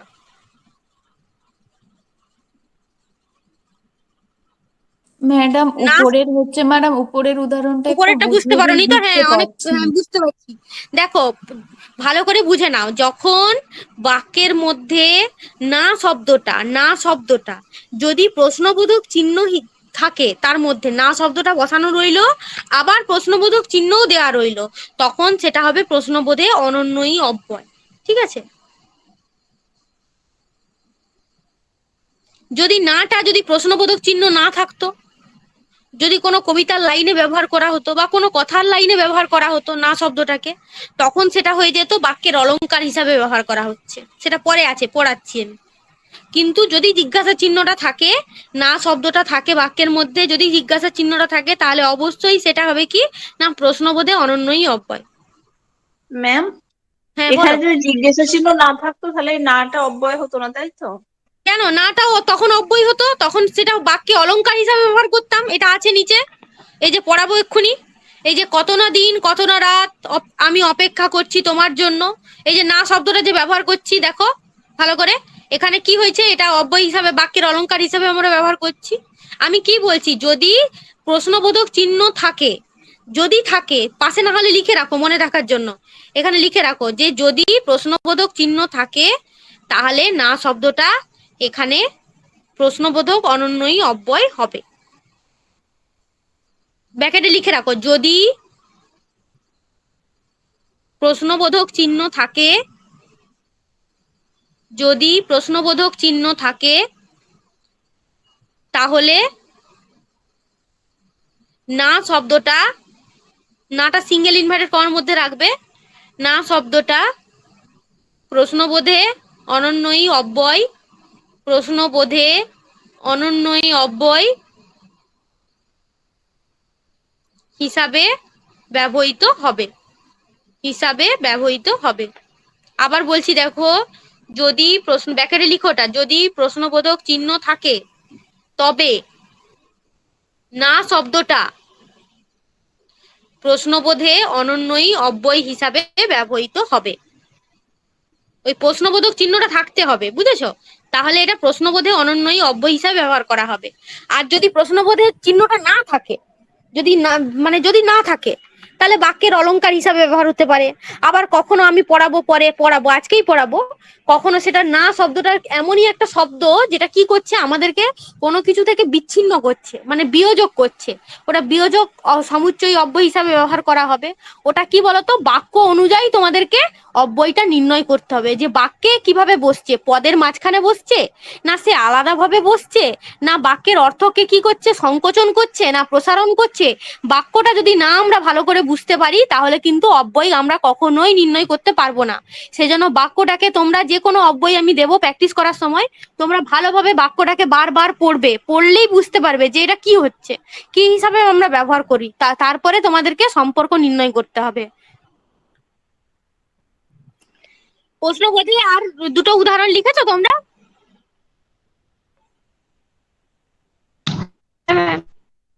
হ্যাঁ বলো, বলো, বুঝতে না পারলে আবার বলো, আমি বলে দিচ্ছি। ম্যাম দুটো ম্যাডাম, উদাহরণ লেখা তাহলে হয়ে গেছে। অনন্যই হচ্ছে অব্যয়ের মানে প্রশ্নবোধে, তাহলে প্রশ্নবোধক চিহ্নটা থাকতেই হবে, মানে না থাকলে, চিহ্নটা থাকলে তবেই হবে। হ্যাঁ, দেখবে না, অনন্যই কথার অর্থ হচ্ছে কি, মানে আলাদা আলাদা ভাবে সে ব্যবহার করা হচ্ছে। দেখো না, এই যে বাক্যটা পড়ে দেখো, কাল ওদের বাড়ি বেড়াতে যাওয়া হলো না, এই যে হলো শব্দটা পর্যন্ত তো বাক্যটা হতে পারতো, কিন্তু যখনই নাটা বসিয়ে দিয়েছে, নাটা মানে কি আলাদা করে দিল, সেই জন্য এটা হয়ে গেল। আবার প্রশ্নবোধক চিহ্নও দিয়েছে, সেই জন্য এটা হয়ে গেছে কি না হচ্ছে অনন্য, প্রশ্নবোধে অনন্যই অব্যয়ের ব্যবহার, এটা ব্যবহার করা হয়েছে। তারপরে দেখো কেমন, ভালো তো, এই যে কেমন শব্দটা বসে জিজ্ঞাসা চিহ্ন একটি দিয়ে দিয়েছে, যে বলছে ভালো তো, এই যে কেমন ম্যাম শব্দটা তলায় দাগ, সেই জন্য এটা প্রশ্নবোধে অনন্যই অব্যয়। বলো। ম্যাম বলছি যে এইগুলো কি ভাগ, সম্বোধনে, প্রশ্নবোধে, ভাগ প্রকাশে, এগুলো কি হ্যাঁ, অনন্যই হ্যাঁ, অব্যয়ের ভাগ? হ্যাঁ, এগুলো এইভাবে প্রকাশ করা হয়, অনন্যই অব্যয়কে ভাগ নয়, ঠিক প্রকাশ করা হয় কিভাবে। তোমাদেরকে ভাগগুলো লিখতে দিবে না, তো অপশনে থাকবে না, তোমাদেরকে অনন্যই থাকবে, না হলে পদান্বয়ী থাকবে, আবার কখনো দিয়ে দিবে হচ্ছে সমুচ্চয়ী, সমুচ্চয়ী ভাগগুলোও দিয়ে দিতে পারে, কিন্তু এই যে প্রশ্নবোধে ভাব প্রকাশে এরকম কখনো ভাগ দিয়ে বলে দেওয়া থাকবে না। বুঝতে পেরেছো? এরপরে হ্যাঁ, চলে এসো ওইটাই ভাগ। জানছিলাম না। হ্যাঁ বলো। ওইটাই জিজ্ঞেস করছিলাম ভাগগুলো লাগবে কিনা। না, ওই ভাগগুলো লাগবে না, যেগুলোর ভাগ লাগবে আমি বলে দেবো। এই যে পরে পড়াবো, তোমাদেরকে আজকেই পড়াবো সমুচ্চয়ী অব্যয়, ওর ভাগগুলো তোমাদেরকে পড়তে হবে, ওগুলো খুব ইম্পর্টেন্ট ওই ভাগগুলো। এরপরে লিখো, ওই অনন্যই অব্যয়টাই এখনো হচ্ছে ভাব প্রকাশে। লিখো ভাব প্রকাশে।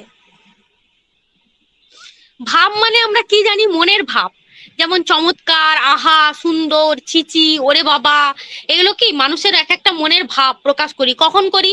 বিস্ময়ে, আনন্দে, তারপরে হচ্ছে দুঃখে, কষ্টে। আমরা যখন মনের ভাবটাকে যখন মানে কথার মাধ্যমে প্রকাশ করছি, সেই কথার ভাবে যদি আমরা অব্যয়কে ব্যবহার করি, তখন সেগুলো হচ্ছে কি না ভাব প্রকাশে অনন্যই অব্যয়। এবার উদাহরণগুলো লিখো, তাহলে বুঝতে পারবে। লিখো চমৎকার দিয়ে বিস্ময়সূচক চিহ্ন, চমৎকার দিয়ে বিস্ময়সূচক চিহ্ন, চমৎকারের তলাতে দাগ দাও। খুব ভালো হয়েছে ছবিটা, খুব ভালো হয়েছে ছবিটা। এখানে কিভাবে আমরা প্রকাশ করছি? প্রশংসাসূচক, প্রশংসাসূচক ভাবে আমরা এই বাক্যটাকে প্রকাশ করছি। ব্যাকেটে লিখে দিয়েছি দেখো, প্রশংসাসূচক। তোমরা লিখে রাখো, ব্যাকেটের কথাটাও লিখে রাখো, প্রশংসাসূচক।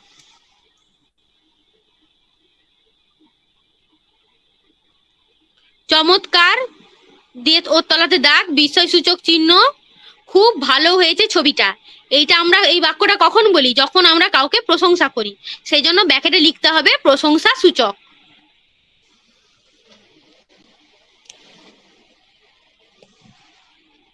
তারপরে 2 নম্বর দাগ দিয়ে লিখো ছি ছি, ছি ছোট হাইপেন ছি দিয়ে ওর তলাতে দাগ দাও, দিয়ে বিস্ময়সূচক চিহ্ন দাও। এ কাজ কেউ করে, এ কাজ কেউ করে, এখানে বিস্ময়সূচক চিহ্ন হবে, বুঝলে তো? এ কাজ কেউ করে, বিস্ময়সূচক চিহ্ন। এটা নিন্দা অর্থে ব্যবহার করছি, এটা নিন্দা অর্থে ব্যবহার করছি। ছি ছি বিস্ময়সূচক চিহ্ন, এ কাজ কেউ করে, এটা নিন্দা অর্থে ব্যবহার করছি, বিস্ময়সূচক চিহ্ন হবে। তারপরে 3 নম্বরটা লিখো, ওরে বাবা, ওরে বাবা দিয়ে ওর তলাতে দাগ দাও, দিয়ে বিস্ময়সূচক চিহ্ন দাও। সামনের জঙ্গলটা কি অন্ধকার, সামনের জঙ্গলটা কি অন্ধকার। এই যে কি শব্দটা বসালাম, এটা কি বলতো? কি অন্ধকার। নিজেরা বলো, নিজেরা মনে মনে পড়ো যে ওরে বাবা সামনের জঙ্গলটা কি অন্ধকার, মানে একটা কি বিস্ময় অর্থে প্রকাশ করছি কি শব্দটা বসিয়ে দিয়ে।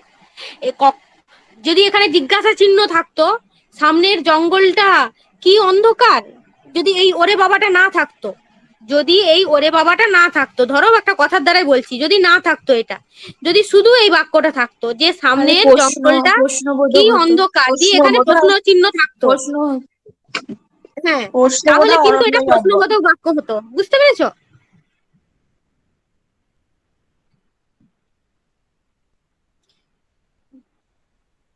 কিন্তু ওরে বাবা সামনের জঙ্গলটা কি অন্ধকার, এটা বিস্ময় অর্থে আমরা প্রকাশ করছি। তারপরে দেখো, তাই তো, তাই তো বিস্ময়সূচক চিহ্ন। এরকম তাই তো, বিস্ময়সূচক চিহ্ন দিয়ে ওর তলাতে দাগ দাও, তাই তো। এরকম তো দেখিনি, এখানে দেখিনির পরেও কিন্তু বিস্ময়সূচক চিহ্ন হবে, তাই তো। বিস্ময়সূচক চিহ্ন দিয়ে তাই তোর তলাতে দাগ, এরম তো দেখিনি, দিয়ে ব্যাকেটে লিখো বিস্ময় অর্থে, এটা আমরা বিস্ময় অর্থে ব্যবহার করছি। তাহলে ভাব প্রকাশে দেখো, ভালো করে বুঝে দেখো ভাব প্রকাশে কিরকম করছি। বলছে চমৎকার, ছবিটা খুব ভালো হয়েছে, এটা কি আমরা প্রশংসাসূচক অর্থে ব্যবহার করছি। তারপরে বলা হচ্ছে ছি ছি, এই কাজ কেউ করে, এটা কি অর্থে ব্যবহার করছি, এটা নিন্দা অর্থে ব্যবহার করছি। তারপরে বলছি ওরে বাবা, সামনের জঙ্গলটা কি অন্ধকার, এটা বিস্ময় অর্থে ব্যবহার করছি। তারপরে দেখো তাই তো, এরকম তো দেখিনি, এটা কি বিস্ময় অর্থে ব্যবহার করছি। তাহলে যখন মানুষ তার মনের ভাবটা দুঃখ, আনন্দ, তারপরে হচ্ছে হাসি, কান্না ইত্যাদির মাধ্যমে যখন প্রকাশ করে, যে বাক্যের বিস্ময় প্রকাশ করছে, যে ভাব প্রকাশ করছে, তখন সেটা হবে কি না, সেই ভাব প্রকাশক অব্যয়গুলো সেগুলো হচ্ছে অনন্যই অব্যয় হবে। দেখো আলাদা করে বসছে না, চমৎকার, চিচি, ওরে বাবা, তাই তো, এগুলো সব আলাদা করে বসছে। আবার কি করছে, মনের ভাব প্রকাশ করছে, কোনোটা প্রশংসা, কোনোটা নিন্দা, কোনোটা বিস্ময় অর্থে, আবার কোনো কোনো ক্ষেত্রে ভয় অর্থে, এইরকম যে প্রকাশ করছে, অর্থ প্রকাশ করছে, সেই জন্য এটা হচ্ছে কি না অনন্যই অব্যয়। এই 4টা উদাহরণ লিখে রাখো তোমরা। ম্যাম পরীক্ষার সময় কি এর ভাগগুলো লিখতে হবে? না গো না, ভাগ পরীক্ষায় ভাগটা লিখতে হবে না। তোমরা অনন্যই হচ্ছে কিনা, পদান্বয়ী, ওই যে 4টা ভাগ লিখালাম না তোমাদেরকে, ওই যে 4টে ভাগ প্রথমেই যে লিখালাম গো, অনন্যই, পদান্বয়ী, সমুচ্চয়ী আর ধর্নাত্মক লিখালাম, ওইগুলোই তোমাদেরকে দেবে প্রশ্ন। তোমাদের তো অপশন দিয়া দিয়া থাকবে, তোমাদের এই ভাগটা কিছু থাকবে না। যদি থাকে একমাত্র সমুচ্চয়ী অব্যয়ের ভাগটা থাকতে পারে, ওর ওর ভাগগুলো ইম্পর্টেন্ট, খুব ইম্পর্টেন্ট ওর ভাগগুলো। বুঝেছো? লিখেছো এটা, ভাব প্রকাশ এটা? হ্যাঁ ম্যাম। হ্যাঁ ম্যাম, হয়ে গেছে। ঠিক আছে, এরপরে লিখো বাক্যে অলংকার হিসাবে। বাক্যে অলংকার হিসাবে, এটা হচ্ছে লাস্ট, এটা অনন্যই অব্যয়ের যে লাস্ট, মানে শেষ বাক্যে যেভাবে আমরা প্রকাশ করছি, সেইটা হচ্ছে এটা লাস্ট ভাগ, বাক্যে অলংকার হিসাবে। দেখো অলংকার আমরা কি বুঝি, বাক্যের অলংকার কাকে বলে, তোমাদের এগুলো সিলেবাসে নেই, তাও আমি একটু বলে দিই শোনো। অলংকার কাকে বলে, বাক্যকে আমরা শ্রুতিমধুর করে তোলার জন্য আমরা যে শব্দের প্রয়োগ করি, তাকেই বাক্যের অলংকার বলা হয়। বাক্যকে শ্রুতিমধুর করে তোলার জন্য আমরা যে বাক্যের মানে সব পদ, বাক্যে যে পদ ব্যবহার করি, তাকেই বলা হচ্ছে অলংকার। যেমন এখানে উদাহরণ দেওয়া হয়েছে, দেখো যে আমি কি আর বুঝি না, তুমি কেন যেতে চাইছো। আমি কি আর বুঝি না, তুমি কেন যেতে চাইছো।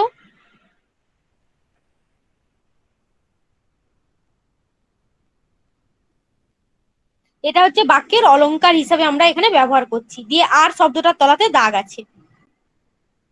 যখন বাক্যটা পড়ে আমরা তার ব্যঞ্জনা বা অর্থকে আমরা যখন বুঝতে পারবো, তখনই সেটা হচ্ছে কি না, সেটা হচ্ছে অলংকার। দেখো বাক্যটা ভালো করে পড়ো, আমি কি আর বুঝি না, এই আর শব্দটার তলাতে দাগ, তুমি কেন যেতে চাইছো দিয়ে দাঁড়ি, এখানে কিন্তু জিজ্ঞাসা চিহ্ন হবে না, এটা আমরা বাক্যের কোনো কোনো বাক্যে অলংকার হিসাবে এটাকে আমরা ব্যবহার করছি। 2 নম্বর দাগটাই দেখো লেখা আছে কত না দিন, কত না রাত, এখানে না শব্দটা ভালো করে লক্ষ্য করে দেখো, এটা বাক্যের অলংকার হিসাবে ব্যবহার করা হয়েছে। আমি অপেক্ষা করছি তোমার জন্য, এগুলো কি কাব্যের ভাষা, কাব্যিক ভাষাকে আমরা অলংকার হিসাবে ব্যবহার করি। লিখো কত না দিন দিয়ে নায়ের তলাতে দাগ, আবার কত না রাত, নায়ের তলাতে দাগ, আমি অপেক্ষা করছি তোমার জন্য, আমি অপেক্ষা করছি তোমার জন্য। তোমাদের ওই যে প্রথম যে 3টা পড়ালাম, সম্বোধনে, প্রশ্নবোধে এবং ভাব প্রকাশে, এই 3টা ভালো করে পড়বে। এই অলংকার হিসাবে এটা অতটা ইম্পর্টেন্ট নয়। ওই প্রশ্নবোধে, ভাব প্রকাশে এবং সম্বোধনে অনন্যই অব্যয়ের যে প্রকাশগুলো পড়ালাম, ওই 3টে ভালো করে পড়বে। বুঝেছো? এটা অতটা ইম্পর্টেন্ট নয়, তাও এটা জেনে রাখো যে বাক্যের কখনো অলংকার হিসাবে আমরা ব্যবহার করে থাকি। অলংকার কথার অর্থ হচ্ছে ব্যঞ্জনা। কাব্যের ভাষাকে যখন পরিস্ফুটভাবে প্রকাশ করার জন্য আমরা অলংকার ব্যবহার করে থাকি। উদাহরণ দুটো তোমরা লিখে নাও।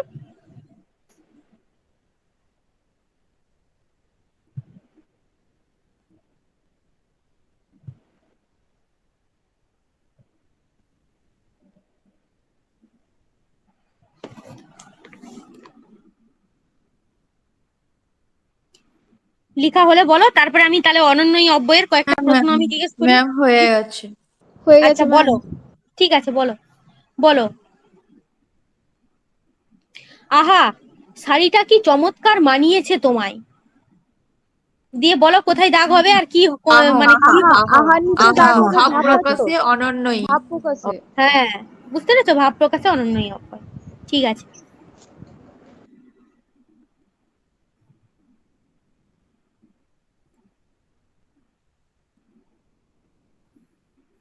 সাব্বাস, আজকের ম্যাচটা দারুণ খেলেছো। কি হবে বলো? সাব্বাসের নিচে সাব্বাস, হবে ভাব প্রকাশে অনন্যই অব্যয়। সম্বন্ধ।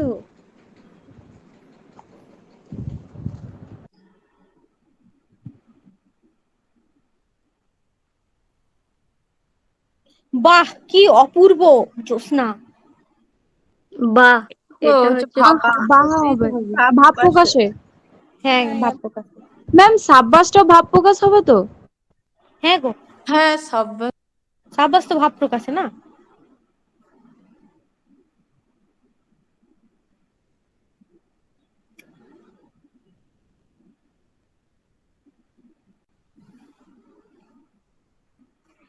এরপরে চলে এসো সমুচ্চয়, বুঝতে পেরেছো তো? এরপরে চলে এসো সমুচ্চয়। আর একটা বলো দেখি। ও ভাই, কোথায় যাচ্ছো? সম্বোধনে ও। সম্বোধনী হবে। সম্বোধন হবে, ও এর নিচে দাগ। হুম, দেখো জিজ্ঞাসা চিহ্ন আছে কিন্তু, কিন্তু আমরা জিজ্ঞাসা চিহ্ন তলায় দাগ দিইনি, আমরা দিয়েছি ও এর তলাতে। সেই জন্য এটা সম্বোধনে অনন্যই অব্যয়।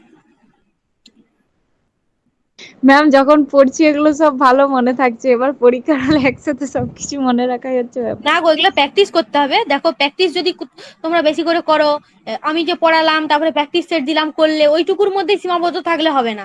তোমাদেরকে আরো বই, বাজারে অনেক বই আছে প্র্যাকটিসের জন্য, সেগুলো কিনে কিনে প্র্যাকটিস করবে। তোমরা কোনো মডেল অ্যাক্টিভিটি করলে তাহলে কি বলতো, মানে এই যে পড়াটা যে হচ্ছে তোমাদের, এটার সাথে সাথে যদি তোমরা প্র্যাকটিস করতে থাকো তাহলে দেখবে যে পরীক্ষার সময় এক সময় এমন হয়ে যাবে যে প্রশ্ন দেখলেই তোমরা নির্ণয় করতে পারবে। ম্যাম বুঝতে পেরেছো? প্র্যাকটিসের গুলো তো অনেক ভুল থাকে। হ্যাঁ, ভুল থাকে, তোমাদের যেগুলো ভুল থাকবে তুমি আমাকে ফটো তুলে পাঠাও, আমি বলে দেবো। তুমি ধরো বাংলার 10টা প্রশ্ন করলে, একটা প্র্যাকটিস সেটে ধরো 10টা কি 15টা রইলো, তুমি করে নিলে, দিয়ে প্র্যাকটিস সেটের অরিজিনাল ফটোটা আর তুমি যেটা করেছো যেগুলো অ্যান্সার গুলো পাঠাও, আমি চেক করে তোমাকে বলে দেবো। দেখো তোমাদেরকেও আমাকে যেমন খাটতে হবে তেমন তোমাদেরকেও খাটতে হবে না। ম্যাম আপনাকে এক্সট্রা কিছু পাঠানো যাবে না, যেটা পড়াচ্ছি ওটাই পাঠাতে হবে? কেন পাঠানো যাবে না? তোমাদের যখন যা মনে হবে পাঠাবে, যখন যা মনে হবে জিজ্ঞেস করবে, যেখানে যা কোশ্চেন আটকাবে তোমরা পাঠাবে। বুঝেছো? হ্যাঁ হ্যাঁ গো বলো। এই যে আমি যে তোমাদের যে এই যে পরের দিন যে পরীক্ষাটা নেব 20 নাম্বারের, এখানে কিন্তু এমসিকিউ আমি দিয়ে দেবো, 4টা অপশন থাকবে। তাহলে এই যে তোমরা যে প্র্যাকটিস করেছো, বিশেষণের করেছো প্রায় 80টা মতো কোশ্চেন, 80টার আগে একদিন দিয়েছিলাম মনে হয় 15টা না কটা দিয়েছিলাম আমার মনে নেই। যাই হোক, এতগুলো কোশ্চেন, তারপরে আবার বিশেষর অতগুলো কোশ্চেন প্র্যাকটিস করতে দিয়েছিলাম। তাহলে তো তোমাদের কিছু তো হয়েছে আন্দাজ। তারপরে তোমরা যে নোটটা দিচ্ছি সেটা তো পড়ছো ভালো করে। তাহলে তোমরা কেন নির্ণয় করতে পারবে না? প্রশ্ন কি এর বাইরে আসবে? এই যে এইগুলোই আমি গতবারের পরীক্ষাতে পড়িয়েছিলাম, এই ব্যতিরেকটা এখান থেকেই দিয়েছিল, এই প্রশ্নটাই দিয়েছিল। দেখবে আগের বারের প্রশ্নটা থাকলে খুঁজে দেখবে, এই ব্যতিরেক শব্দটা ছিল। তাহলে এটা আমি পদান্বয়ী কবে অব্যয় সবাই পরীক্ষা পারবে। নেবেন বলেছেন? হ্যাঁ, সোমবার দিন কবে 8টার সময়। সোমবার দিন 8টার সময় রাত্রিবেলায়। নাও এটা লিখো, সমুচ্চয়ী অব্যয়, এটা স্টার দিয়ে রাখো, খুব ইম্পর্টেন্ট। এর 3টে ভাগ আছে, ম্যাম 3টে সর্বনামের ভাগে। কি কিছু প্র্যাকটিস দিয়েছিলেন? না না দিইনি, বিশেষণটাই পাঠাইনি। কতজন, কয়েকজন মাত্র পাঠিয়েছে। বিশেষণটা বলে বলে কেউ পাঠালোই নি। আসলে অনেকগুলো দিয়েছিলাম হয়তো, ওই জন্য অতটা ইন্টারেস্ট নেই, অনেকেই করেনি বিশেষণটা। ম্যাম যারা করেছো আমাকে পাঠিয়েছে, আমি দেখেছি। ম্যাম হ্যাঁ বলো। ম্যাম বলছিলাম কোন লেখকের বই কিনলে ভালো হয়? ওরকম কিছু না, তুমি বাজারে গিয়ে প্র্যাকটিস সেট অনেক পাবে, ছায়া, তপতি, এদের প্র্যাকটিস সেট গুলো পাবে, তুমি তুমি ওখান থেকে কিনে প্র্যাকটিস করতে পারো। বুঝেছো? বাংলার জন্য কোনো বই কেনার দরকার নেই, যদি কিনে রাখতে পারো ভালো। বামন দেবের বই খুব ভালো ব্যাকরণের জন্য। তারপরে হচ্ছে আর একটা ওই বাণী সংসদের বইটা, ওইটাও খুব ভালো বই। ওই দুটো বই ভালো। বামন দেবের বইটা একটু কঠিন হলেও কিন্তু খুব ভালো বই। আর বাণী সংসদের বইটা সব ভালো ভাষাতে লেখা রয়েছে, সহজ সরল, ওই বইটাও খুবই ভালো বই।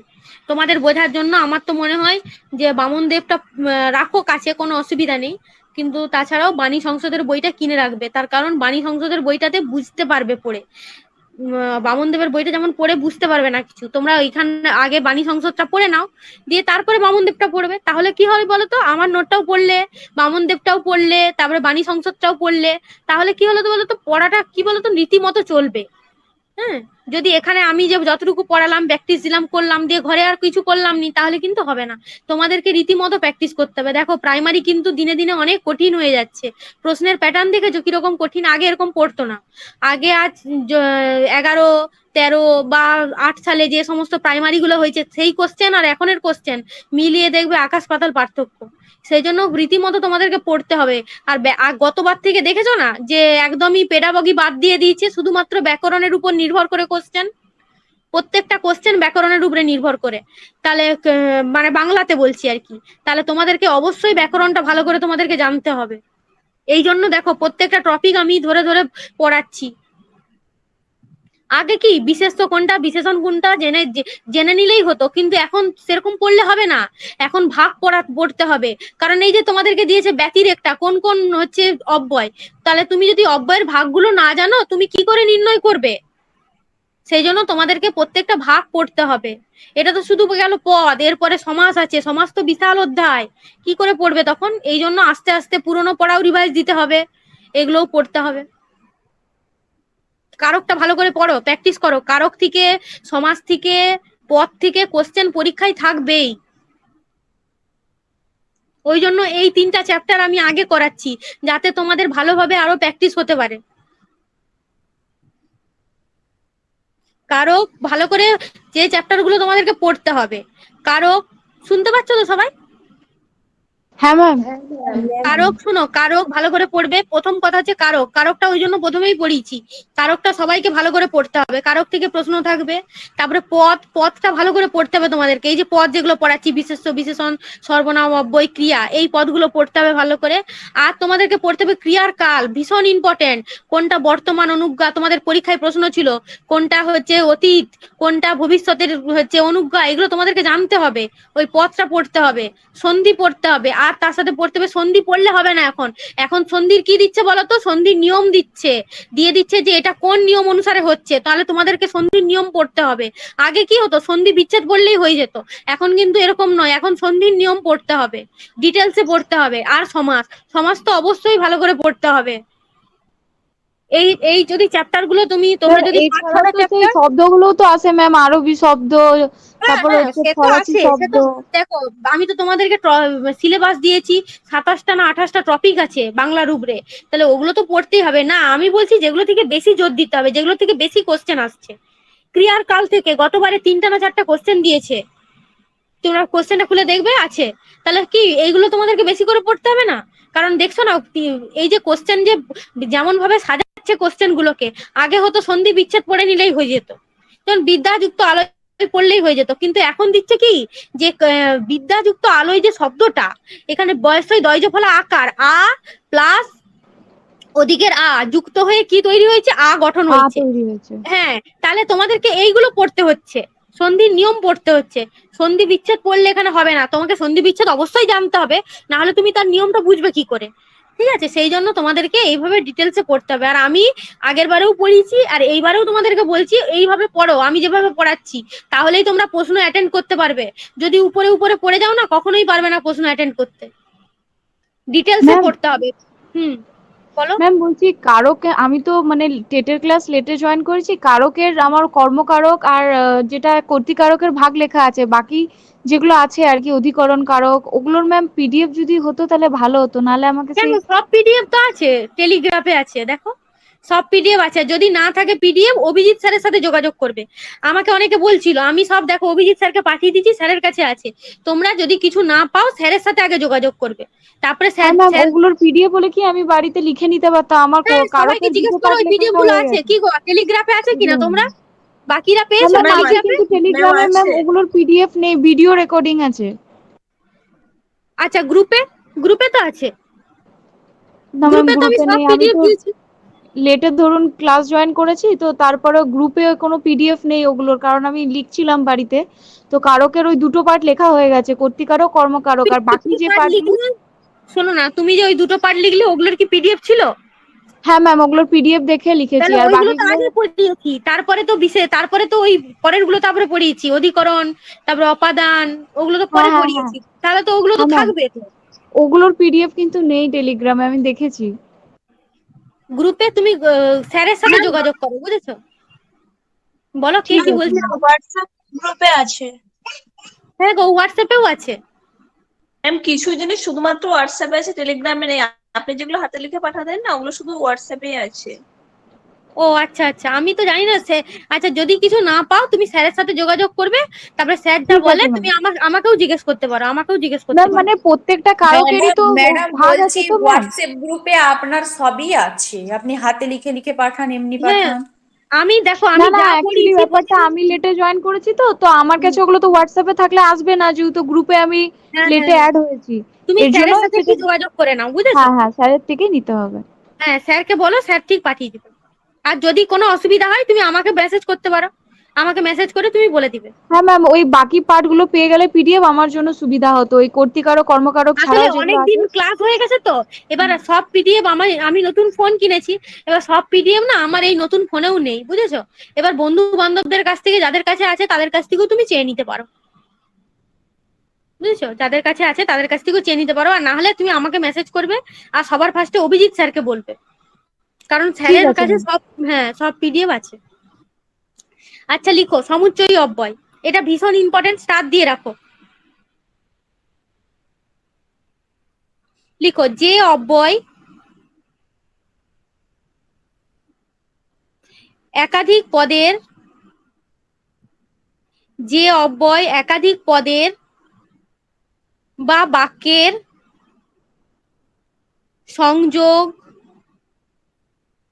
বিয়োযোগ,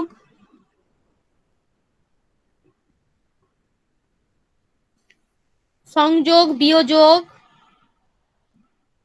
বিয়োযোগ মানেই হচ্ছে বিয়োগ, সংযোগ বিয়োযোগ বা বিয়োগ, বিয়োযোগ মানে হচ্ছে বিয়োগ, বিয়োগ দিয়ে কমা দাও, দিয়ে লিখো সংকোচন ইত্যাদি সাধন করে, ইত্যাদি সাধন করে তাকে সমুচ্চয়ী অব্যয় বলে। এটা দুটো স্টার দিয়ে রাখো, এটা কারণ আগের বারে ওইটা থেকে দিয়েছিল, এবারে এটা থেকেও দিতে পারে। এই সমুচ্চয়ী ভীষণ ইম্পর্টেন্ট, এইটা সমুচ্চয়ী অব্যয়।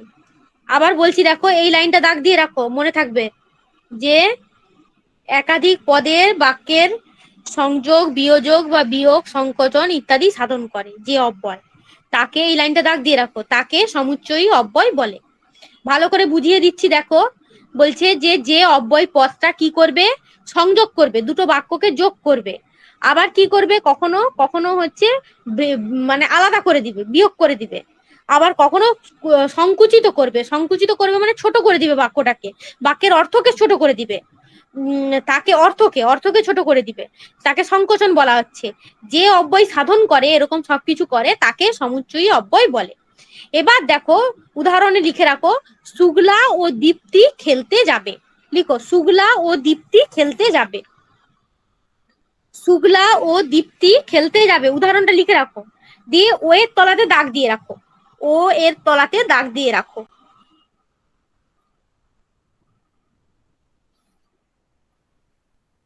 ও এর তলাতে দাগ দিয়ে রাখো।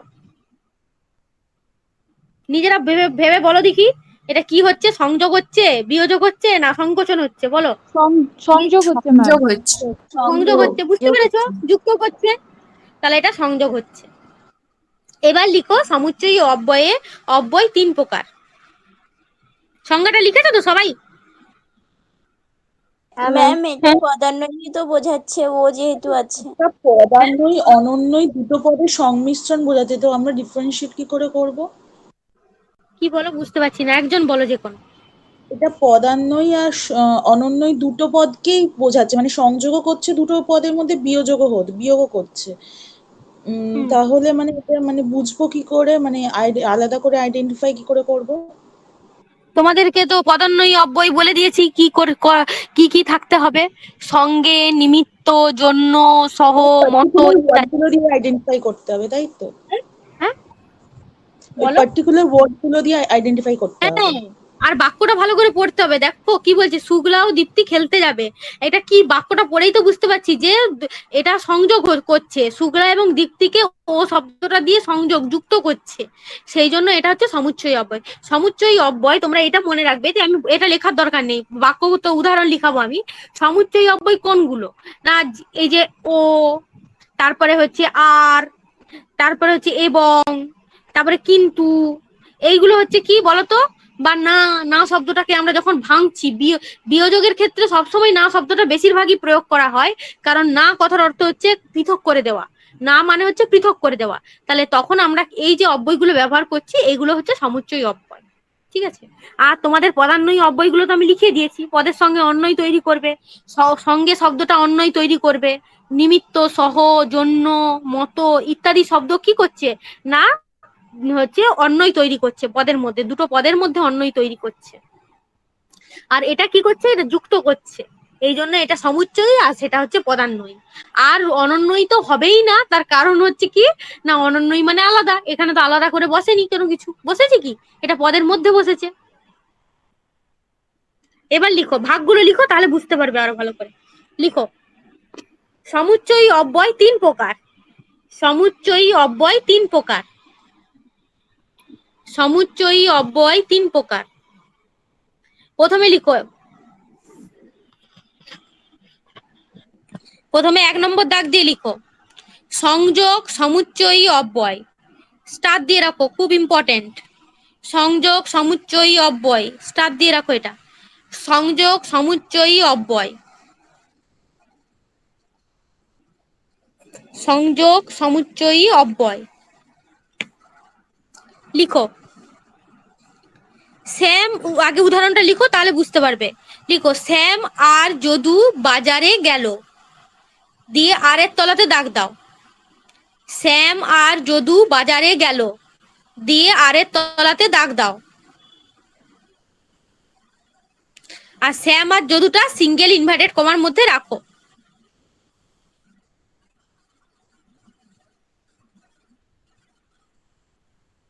লিখেছো? কি গো, লিখেছো? হ্যাঁ ম্যাম। লিখেছো? এই 8টার তলাতে দাগ দিয়েছো সবাই? দিয়ে এই কথাটা লিখে রাখো।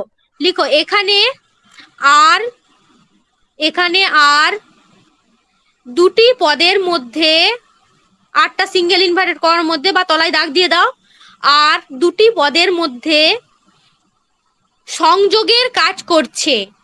সংযোগের কাজ করছে, সংযোগ মানে যুক্ত করছে, সংযোগের কাজ করছে, তাই এই অব্যয়কে সংযোগ সমুচ্চয়ী অব্যয় বলে।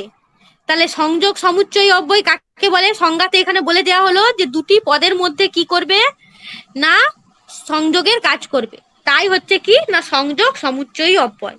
দেখো এখানে শ্যাম আর যদু বাজারে গেল, এই যে আর শব্দটা যে আমরা বসালাম, এই আর শব্দটা বসানোর ফলে কি হয়ে গেল, দুটো বাক্য, দুটো হচ্ছে মানে পদকে যুক্ত করে দিল, তাহলে এটা কি করলো, সংযোগ করলো, সেই জন্য এটা সংযোগ সমুচ্চয়ী অব্যয়।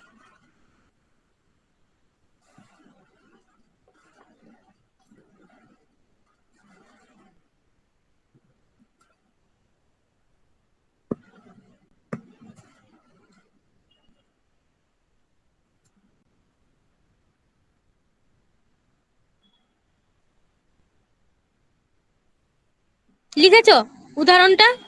হ্যাঁ ম্যাম, লেখা হয়ে গেছে। এরপরে 2 নম্বর দাগ দিয়ে লিখো, বিয়োজক সমুচ্চয়ী অব্যয়। বিয়োজক সমুচ্চয়ী অব্যয়, এটা বানানটা ঠিক করে নাও, বিয়োজক, বয় হস্যই অন্ত্যেষ্টয় ওকার বর্গের ক। এই বানানটা ঠিক করে নাও, বুঝেছো? এই বানানটা একটু ঠিক করে নাও। তোমার এই কি বলে বলো তো, টাইপিং এ একটু একটু ভুল থাকে, তো সেই জন্য আমি হাতে লেখা নোটটাও আগের দিন দিয়েছিলাম, বুঝেছো? আগে হাতে লেখা নোটটা দেখে তুলে নিবে, তারপরে ওই টাইপিংটা দিয়েছি যাতে পরিষ্কার লেখাটা আরো হয়, অনেকে বুঝতে পারেনি হাতের লেখা, সেই জন্য দিয়েছিলাম। নাহলে তোমরা হাতে লেখা নোটটা দেখে আগে ভালো করে টুকে নিবে, বুঝেছো? মিলিয়ে নিবে। বিয়োজক সমুচ্চয়ী অব্যয় লিখো, উদাহরণটা লিখো। আমি যাব না, আমি যাব না, দিয়ে নায়ের তলাতে দাগ দাও। তুমি আসবে, আমি যাব না, তুমি আসবে।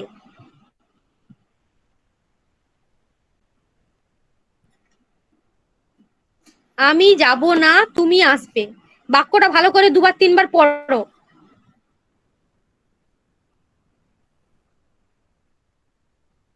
দিয়ে সেই বাক্যের অলংকার হিসাবে আমরা ব্যবহার করেছি না, এই যে কত না দিন কত না রাত আমি অপেক্ষা করছি তোমার জন্য।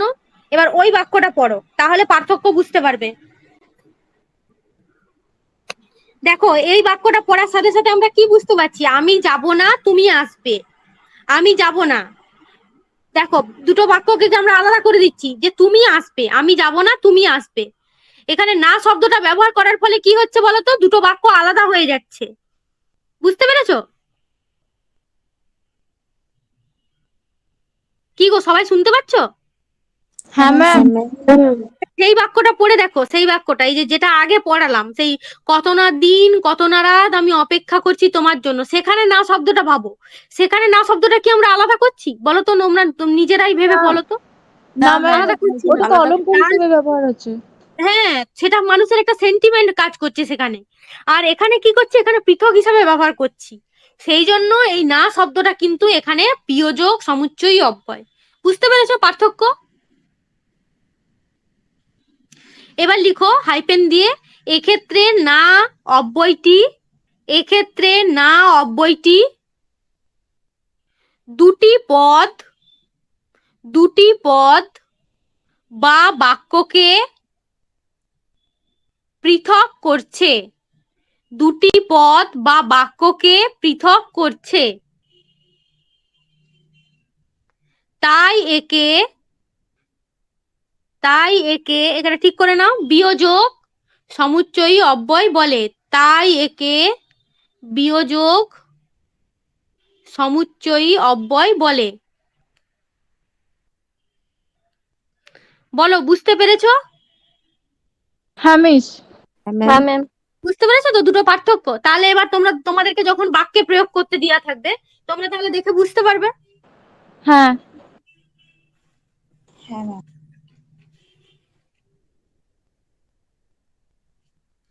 এরপরে পরেরটা লিখো। তারপর এই তিনটা পড়িনি, তারপর তোমাদেরকে আমি জিজ্ঞেস করব। তারপরেরটা লিখো।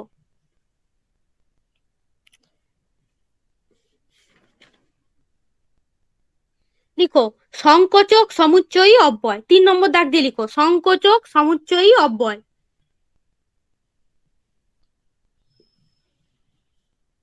সংকোচক সমুচ্চয়ী অব্যয়। এখানে লিখো সামাদ। ছেলেটার নাম হচ্ছে সামাদ, তোমরা অন্য নামও লিখতে পারো, কোনো অসুবিধা নেই। সামাদ দারুণ খেললো, সামাদ দারুণ খেললো। এখানে খেললোটা ভুল করে দাগ দেওয়া হয়ে গেছে, এটা হবে না, এই কিন্তু তলাতে দাগ হবে। সামাদ দারুণ খেললো কিন্তু গোল করতে পারলো না, দিয়ে কিন্তু তলাতে দাগ দাও। খেললো তলাতে দাগ হবে না, এটা একটু ভুল হয়ে গেছে, বুঝেছো?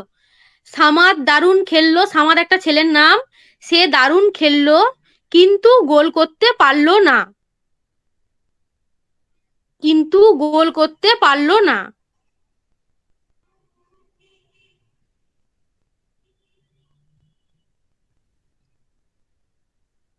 দিয়ে কিন্তু তলাতে দাগ দাও।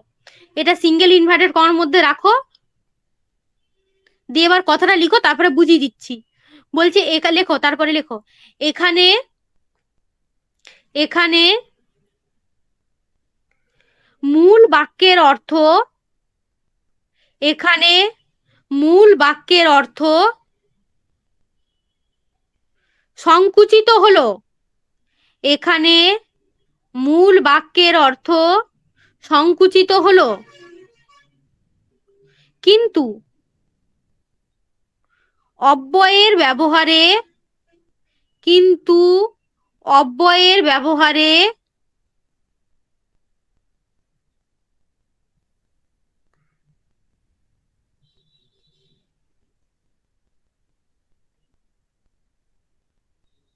দিয়ে কমা, তাই এই ধরনের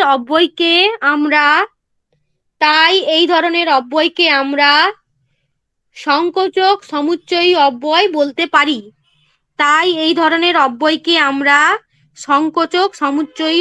বলতে পারি।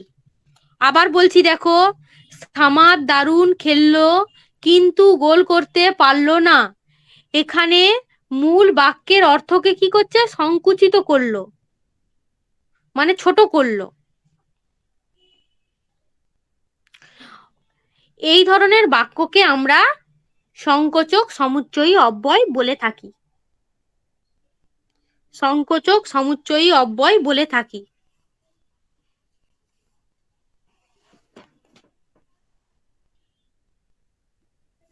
ম্যাম হ্যাঁ বলো। ম্যাম বলছি সংকোচক সমুচ্চয়ী অব্যয়ের কতগুলো শব্দের উদাহরণ দিলে ভালো হতো। হ্যাঁ দেবো, চিন্তা নেই। এটা লিখেছো তোমরা? হ্যাঁ ম্যাম, লেখা কমপ্লিট। লিখে নিয়েছ? এরপরে নিচে তোমরা লিখো। আচ্ছা, তোমাদের কি এই যে প্রথমে যে সংযোজক সমুচ্চয়ী অব্যয় লিখানো হয়েছে, ওর পাশে কি জায়গা ফাঁকা আছে? বা বিয়োজকের পাশে জায়গা ফাঁকা আছে কি? হ্যাঁ, একটু একটু হ্যাঁ আছে ম্যাম, হয়ে ম্যাডাম। যাবে লেখা। তাহলে তোমরা লিখো, প্রথম থেকেই লিখো। হ্যাঁ, সংযোগ সমুচ্চয়ী অব্যয়ের মানে কোনগুলো সেগুলো লিখে রাখো ব্যাকেটে লিখো। এইখানে লিখো, এই প্রথমের যে 1 নম্বর পয়েন্টটা যে লিখিয়েছি, সংযোগ সমুচ্চয়ী অব্যয় আছে না, ওইখানটাতে পাশে ব্যাকেটে লিখে রাখো। মানে কোনগুলো থাকলে তোমরা বুঝে নিবে যে এটা সংযোগ সমুচ্চয়ী অব্যয়। লিখো এবং, কমা দিয়ে লিখো ও, কমা দিয়ে লিখো আর, কমা দিয়ে লিখো তথা,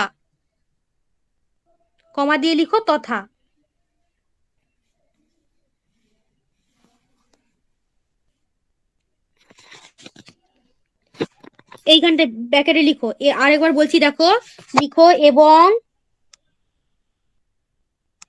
কমা দিয়ে ও, কমা দিয়ে আর কমা দিয়ে তথা।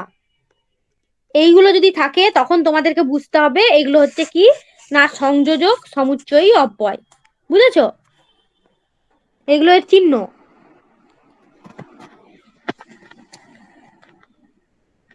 লিখেছো ব্যাকেটে?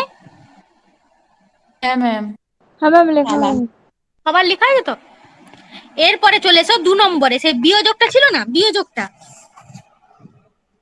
বিয়োজকের পাশে এই যে বিয়োজকটা গো, হ্যাঁ এর পাশে, হ্যাঁ জায়গা আছে তো সবার?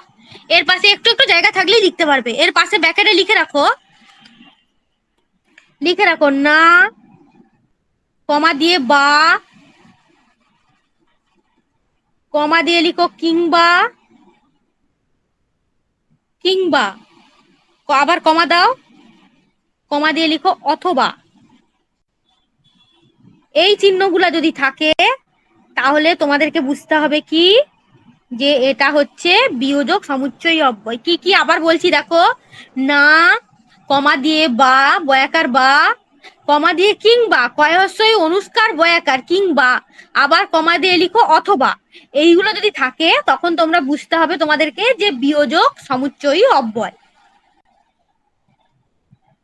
ম্যাম, নয়তো এরকম হবে না? নয়তো? হ্যাঁ, নয়তো হ্যাঁ, বাক্যটা বলো, বাক্য একটা বলো, তাহলে তো বুঝতে পারবো। হ্যাঁ এগুলো হচ্ছে হ্যাঁ। বাক্যটা বলতে হবে, বুঝেছো? এগুলো হচ্ছে চিহ্ন। যদি সেটা না অর্থে ব্যবহার করা হয় বেশিরভাগ ক্ষেত্রে, তাহলে সেটা না অর্থ থাকতে হবে, না অর্থে, তখনই সেটা কিন্তু বিয়োজক হবে। না অর্থে প্রকাশ করতে হবে, মানে আলাদা করবে, যেন বাক্যটা পড়ে যেন বুঝতে পারি আলাদা হচ্ছে। এই যে তোমাদেরকে কেন আমি বললাম যে বাক্যটা পড়ো, এই যে আমি যাব না তুমি আসবে, এই যে যাব না, না অর্থে ব্যবহার করছি, বাক্যটাকে কি করছি, পৃথক করছি। আর সেখানে যে পড়েছিলাম কত না দিন কত না রাত আমি অপেক্ষা করছি তোমার জন্য, সেখানে কিন্তু কোনো বাক্যকে না অর্থ প্রকাশ করেছি ঠিকই, কিন্তু তাকে কোনোভাবে পৃথক করিনি, আলাদা করিনি। এটাই হচ্ছে পার্থক্য। তুমি যে বলছো না নয়তো, হ্যাঁ ম্যাম, নয়তোটা যদি, আমি যাব নয়তো তুমি যাবে। হ্যাঁ তাহলে এখানে হবে ওইটা বিয়োজক, বিয়োজক হবে ওটা। ঠিক এবার আছে। দেখো সংকোচক, সংকোচক আছে, ওর পাশে জায়গা ফাঁকা আছে তো সবাই, ওর পাশে ব্যাকেটে এরকম লিখে রাখো কি কি চিহ্ন দেখে তোমরা বুঝতে পারো। এইটার অনেকগুলো আছে, বলছি লিখো। সংকোচকটা যেটা আছে, মানে এটাও তো বাক্যটাকে ছোট করছে না, এটাও ছোট করছে বাক্যকে। এখানেও কিন্তু আমরা কিন্তু শব্দটাকে ব্যবহার করতে পারি। আচ্ছা তোমরা লিখো, তারপরে বলছি। লিখো অথচ, অথচ, অথচ, তবু, তথাপি,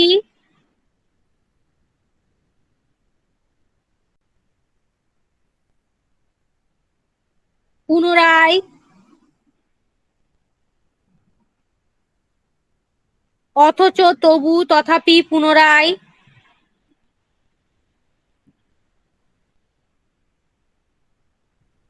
বটে,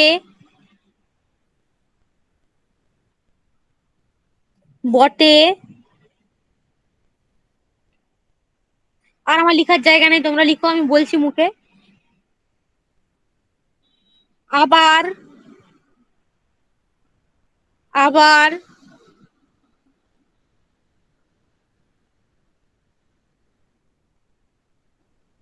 এদিকে, কমা দিয়ে লিখো ওদিকে,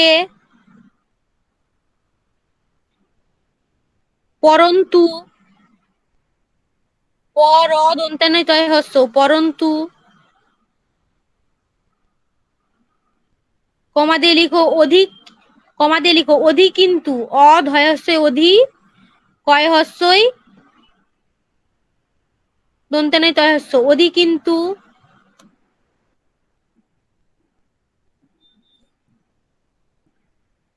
বরঞ্চ, বর ইয় চ, বরঞ্চ,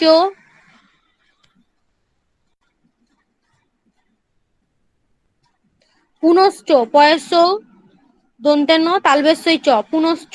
এগুলো পড়ে না, এই কোনগুলো পড়ে জানো তো, এই যে তবু, তথাপি, তারপরে হচ্ছে অথচ, এইগুলো বেশি পড়ে। এগুলো লিখে রাখো তাও।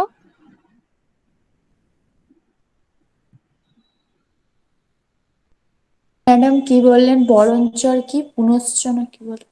হ্যাঁ পুনশ্চ, পয়হস্য দন্তান্ন তালবেস্যই চ, পুনশ্চ। আচ্ছা তোমরা হচ্ছে পুনরায়টা লিখেছো, পুনরায় শব্দটা হ্যাঁ ম্যাম। লিখেছো? আচ্ছা ঠিক আছে, তারপরে লিখো কিন্তু, কিন্তু, কিন্তুটা একটু হাইপেন দিয়ে লিখে রাখো। কিন্তু শব্দটা,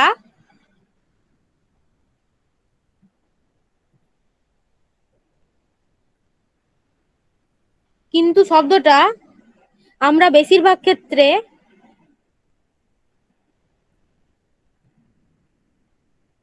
কিন্তু শব্দটা আমরা বেশিরভাগ ক্ষেত্রে, বেশিরভাগ ক্ষেত্রে সংকোচক অব্যয়ে পাই। কিন্তু শব্দটাই বেশি পড়ে, বুঝেছো? ওই জন্য কিন্তু শব্দটাই ইম্পর্টেন্ট। কিন্তু শব্দটা আমরা বেশিরভাগ ক্ষেত্রে সংকোচক অব্যয়ে পাই। আরেকবার বলছি, মিলিয়ে নাও কোন কোন শব্দগুলো বললাম, প্রথম থেকে বলছি। হ্যাঁ, প্রথমে অথচ, অথচ, তবু, তথাপি, পরন্তু, অধি কিন্তু, তবু, বরঞ্চ, পুনরায়, বটে,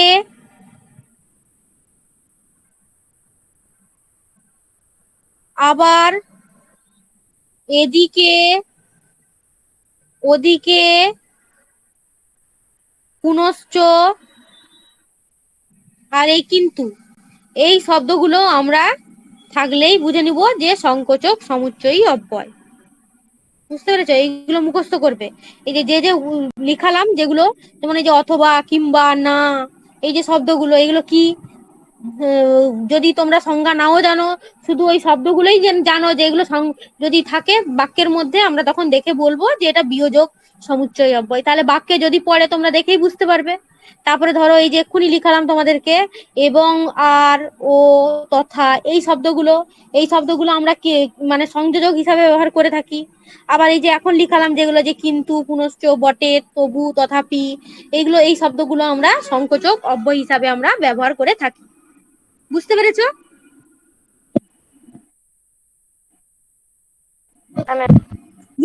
লিখেছো সবাই? এরপরে চলে এসো লাস্ট, এটা হচ্ছে লাস্ট, আর নেই, এই 5টার সময় শেষ হয়ে যাবে। ধন্যাত্মক অব্যয় লিখো। বানানটা একটু ঠিক করে নাও তো। ধয়ে ব, বুঝেছো? ধয়ে ব, দন্তের নই জফলা আকার। বানানটা এখানে লিখে দিচ্ছি, দেখো। ধয়ে ব, দন্তের নই জফলা আকার, তারপরে তয় ম ক ঠিক লেখা আছে।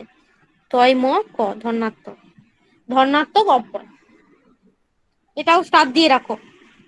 এটা আমরা বিশেষণে বেশি ব্যবহার করেছি। টুকটাপ, ঝুপঝাপ ব্যবহার করেছি না, টুংটুং, যখন পড়ানোর সময় বলেছিলাম ধন্যাত্মক অব্যয়। হ্যাঁ ম্যাম। লিখো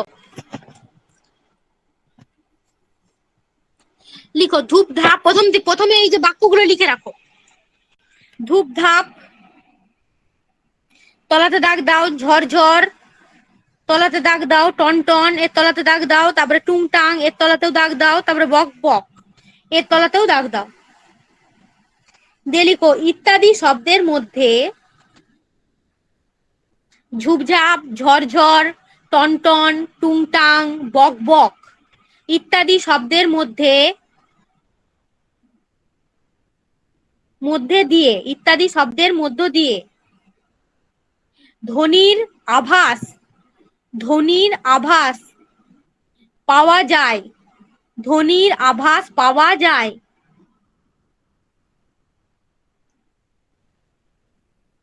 ধ্বনির আভাস পাওয়া যায়। বা কোনো বিশেষ ব্যঞ্জনা ফুটে ওঠে। বা কোনো বিশেষ ব্যঞ্জনা ফুটে ওঠে। আবার বলছি, দেখো, ধূপধাপ, ঝরঝর, টনটন, টুংটাং, বক বক এই শব্দের মধ্য দিয়ে ধ্বনির আভাস পাওয়া যায়, বা কোনো বিশেষ ব্যঞ্জনা ফুটে ওঠে। ব্যঞ্জনা মানে কোন একটা শব্দ উচ্চারণ করার সাথে সাথে মনের মধ্যে কম্পন তৈরি হয়। এই সমস্ত শব্দগুলোকে বলা হচ্ছে কি না ধন্যাত্মক অব্যয়। উদাহরণে লিখো ঝুপঝাপ করে কে যেন উঠে আসছে। ঝুপঝাপ করে কে যেন উঠে আসছে, দিয়ে ঝুপঝাপের তলাতে দাগ। বুঝতে পেরেছো? ঝুপঝাপ করে কে যেন উঠে আসছে মানে একটা আওয়াজ করে, সেই জন্য এটা ধন্যাত্মক। তারপরে বৃষ্টি পড়ে, পরের উদাহরণটা, বৃষ্টি পড়ে টাপুর টুপুর এটাও ধন্যাত্মক অব্যয়।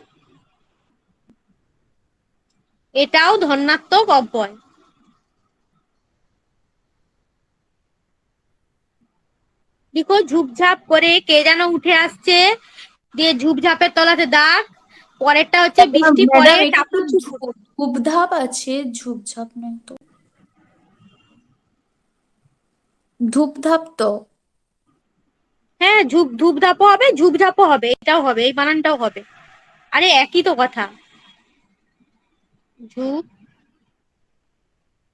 ঝাপ এটাও লিখে রাখো, এই শব্দটাও লিখে রাখো, ঝুপঝাপ। আরো কতগুলো শব্দ বলে দেবো আমি, লিখে রাখো। এটা ধূপধাপ করে কে যেন উঠে আসছে, এটাও লিখে রাখতে পারো, বা ঝুপঝাপ করেও লিখতে পারো। এগুলো হচ্ছে ধন্যাত্মক অব্যয়। এবার দেখো, তোমরা হচ্ছে যখন আমরা পড়েছিলাম, বিশেষণ যখন পড়েছিলাম, তখন সেখানে পড়ছিলাম না যে টনটন, তারপরে সনসন, শোঁ, এই যে শব্দগুলো, এইগুলোও কিন্তু ধন্যাত্মক অব্যয় হিসেবে আমরা সেখানে ব্যবহার করছিলাম।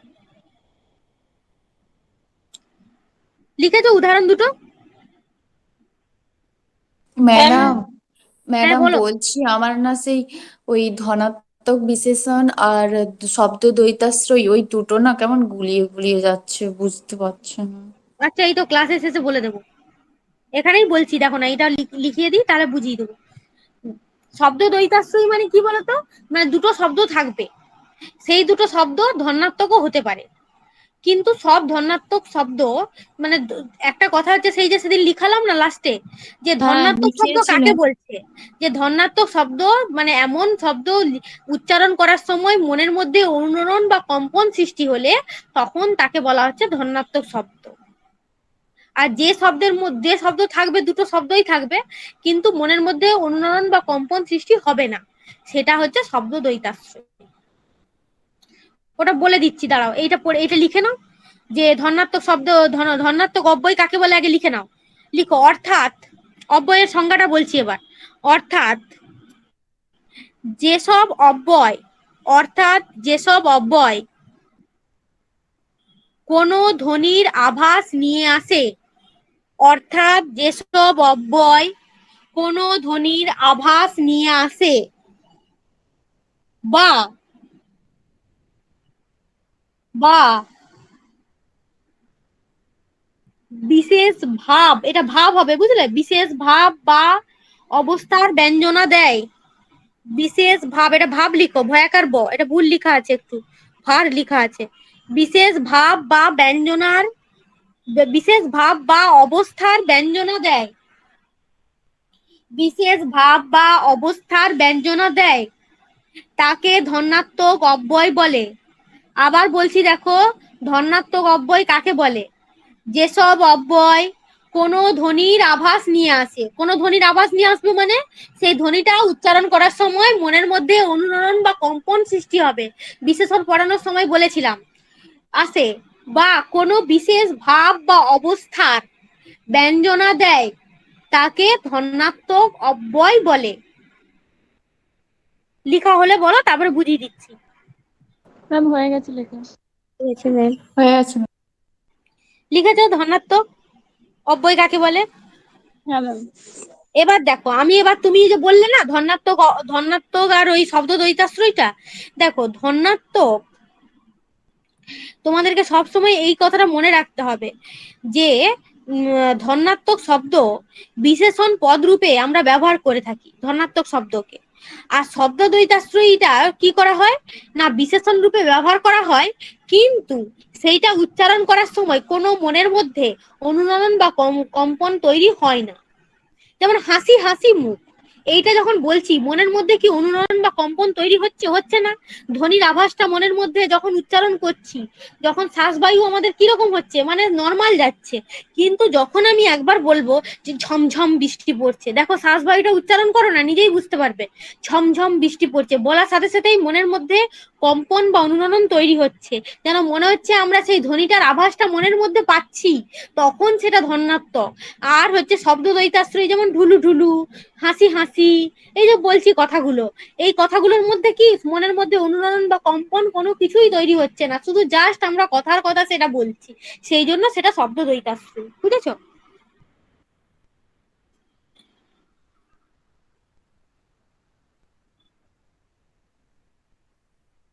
আর একটা কথা মনে রাখবে যে শব্দ দ্বৈতাশ্রয়ী মানে কি, দুটো শব্দ একই ব্যবহার থাকবে, যেমন হাসি হাসি মুখ, হাসি আবার হাসি, কিন্তু যখন আমি বলছি ঝমঝমে একটা একার বসিয়ে দিচ্ছি তখন কিন্তু এটা আলাদা হয়ে যাচ্ছে, এটা কিন্তু শব্দ দ্বৈতাশ্রয়ী আর তখন হবে না, বুঝেছো?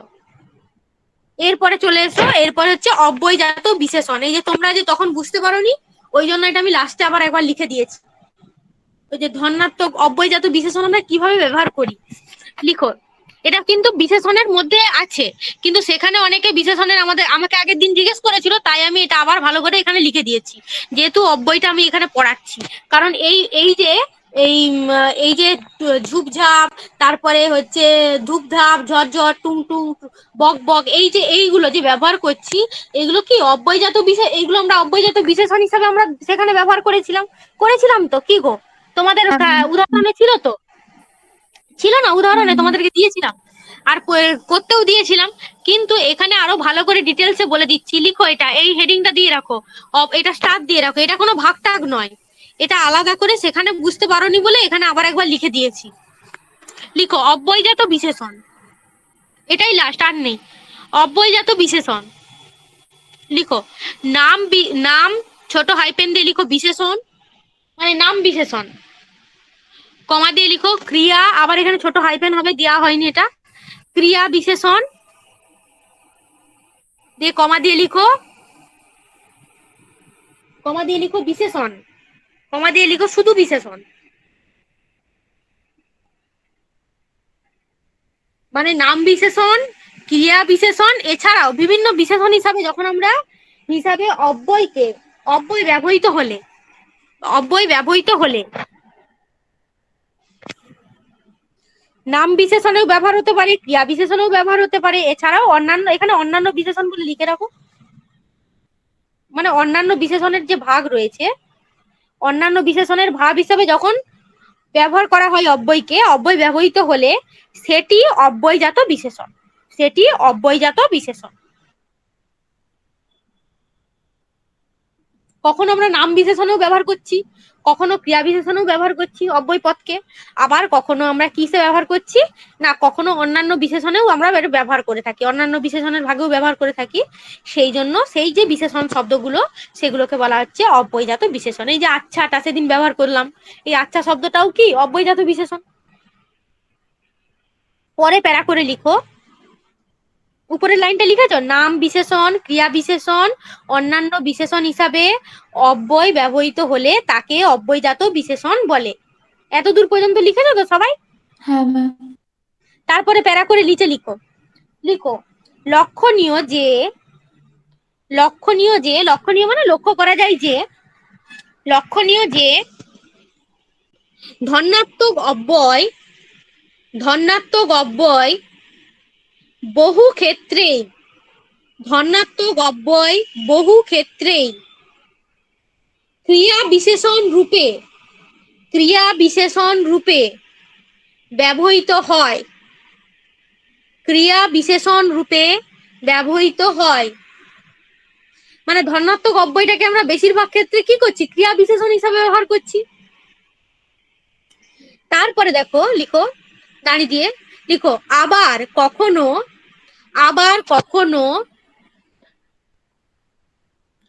বিশেষণের বিশেষণ রূপে কমা দাও, কখনো বা নাম বিশেষণ রূপে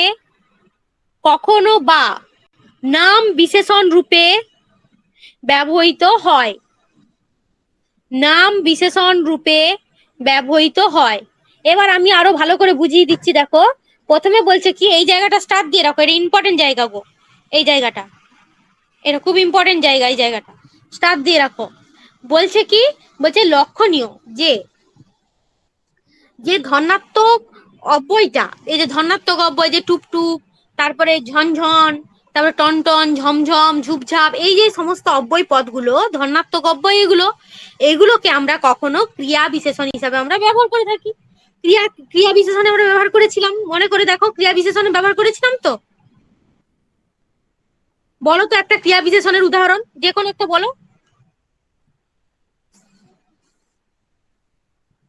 কি গো?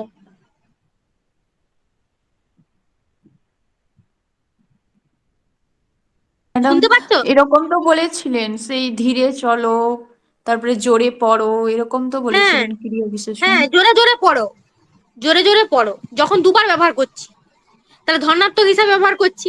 আবার দেখো, কখনো আমরা কি করছি না, বিশেষণ, যেমন ধপধপে সাদা ফুল, ধপধপে আবার সাদা আবার ফুল, এতগুলো ব্যবহার করছি। আবার কি করছি, কখনো নাম বিশেষণ রূপে ব্যবহার করছি, নাম বিশেষণ রূপে ব্যবহার করা হচ্ছে, মানে নাম পদের যে কোনো বিশেষণ রূপে ব্যবহার করছি, তখন সেটা হচ্ছে কি না, অব্যয়জাত বিশেষণ। ম্যাডাম আর একবার বলে দিন তো, বুঝতে পারছি কোনটা বলো? কি কথাটা বললেন, একবার বলে দিন। আচ্ছা, বললাম যে দেখো, আমরা ক্রিয়া বিশেষণ রূপে কখনো ব্যবহার করছি, কখনো ক্রিয়া বিশেষণ রূপে ব্যবহার করছি, যেমন ধরো ক্রিয়া বিশেষণ রূপে ধনাত্মক বিশেষণকে আমরা ব্যবহার করে থাকি, যেমন ধরো হচ্ছে জোরে জোরে পড়ো, তারপরে ধরো যেমন ধরো ঝমঝম বৃষ্টি পড়ছে, এই যে ঝমঝম কথাটা ব্যবহার করছি। আবার কখনো কি করছি না বিশেষণের বিশেষণ রূপে ব্যবহার করছি, যেমন ধরো ধপধপে সাদা ফুল, ফুলের বিশেষণ কি না হচ্ছে সাদা, আবার সাদার বিশেষণ কি করছি না ধপধপে, এই যে ধপধপে। ধপধপে শব্দটা হ্যাঁ করছি। আবার কখনো নাম বিশেষণের বিভিন্ন ক্ষেত্রে ব্যবহার করে থাকি, ঠিক আছে। এই যে নাম বিশেষণের বিভিন্ন ক্ষেত্রে ব্যবহার করছি, তাহলে এই যে বিশেষণকে আমরা কি করছি, বিশেষণ অব্যয় পদটাকে মানে ধনাত্মক যে অব্যয় পদটা তাকে আমরা বিভিন্ন ক্ষেত্রে বিশেষণে ব্যবহার করে থাকি। সেটাই আমি এখানে লেখালাম কথাতে, যে আমরা ধনাত্মক অব্যয় পদকে কখনো ক্রিয়া বিশেষণ হিসেবে ব্যবহার করে থাকি, কখনো বিশেষণের বিশেষণ হিসেবে ব্যবহার করে থাকি, আবার কখনো বা নাম বিশেষণ হিসাবে, মানে নাম পদের বিভিন্ন বিশেষণ যেমন রয়েছে সেই হিসাবেও আমরা ব্যবহার করে থাকি। সেই জন্য এটি হচ্ছে অব্যয়জাত বিশেষণ। হয়ে গেল তোমাদের বিশেষণের ক্লাস শেষ। এই বিশেষণ বলছি, বিশেষণেরও তো ক্লাস শেষ, অব্যয়ের ক্লাস শেষ হয়ে গেল। তোমরা এই বিশেষণটা না এইখানটা লিখেছি তো, তোমাদের এটা বিশেষণের চ্যাপ্টারেই ছিল, কিন্তু আমি এখানে অব্যয়টা পড়ালাম বলে আজকে এটা বলে দিলাম, বুঝেছো? অব্যয়টা পড়ালাম বলে আবার আর ভালো করে বুঝিয়ে দিলাম। তোমরা কিন্তু ভালো করে ঘরে এই অব্যয় যেটা পড়ালাম, পদান্বয়ী, অনন্বয়ী আর এই যে সমুচ্চয়ী, এই যে ভাগগুলো ভালো করে পড়বে। তার ডিটেলস যেগুলো পড়ালাম, উদাহরণ যেগুলো দিলাম, কি কি হলে পদান্বয়ী হবে, কি কি হলে সমুচ্চয়ী হবে, কি কি হলে মানে অনন্বয়ী হবে, আর ধনাত্মকটা তো দেখলেই তোমরা বুঝতে পারবে। তাহলে এই ভাগগুলো ভালো করে পড়বে। আমি আজকে সর্বনামের দিয়ে দেবো রাত্রেবেলায়, সর্বনামের প্র্যাকটিস। তারপরে সর্বনামটা করে দেওয়ার পরে সর্বনামটা তাড়াতাড়ি করে দিবে। তোমরা এই যে 1 সপ্তাহ 1.5 সপ্তাহ লেগে যাচ্ছে তোমাদের করতে, ভালো করে করো, প্র্যাকটিস করো। এখন থেকে করলে কি বলতো, পরীক্ষার সময় পারবে, দেখলেই বুঝতে পারবে প্রশ্ন। ভালো করে প্র্যাকটিস করো, তারপরে আমি অব্যয়ের প্রশ্ন দেব, ঠিক আছে? অব্যয় কি কয়েকটা জিজ্ঞেস করবো তোমাদের? হ্যাঁ ম্যাডাম করুন। সময় আছে তো সবার? অনেকক্ষণ হয়ে গেল। দাঁড়াও জিজ্ঞেস করছি তাহলে, 2-1টা উদাহরণ জিজ্ঞেস করছি, বলো।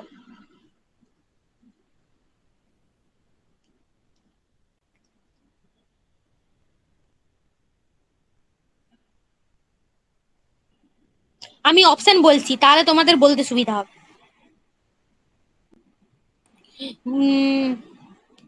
হে যদু, শুনতে পাচ্ছো? দিয়ে হে তলাতে দাগ। এটা বলো এটা কি? সম্বোধন, সব ম্যাম সম্বোধন। হ্যাঁ অনন্যই বইটা, অব্যয়। হ্যাঁ অনন্যই অব্যয়। ঠিক আছে, তারপরে বলো তুমি কি আজ পড়তে যাবে, দিয়ে জিজ্ঞাসা চিহ্ন আর কি এর তলাতে দাগ, বলো কি হবে? প্রশ্নবোধক। প্রশ্নবোধক অনন্যই অব্যয়। অনন্যই।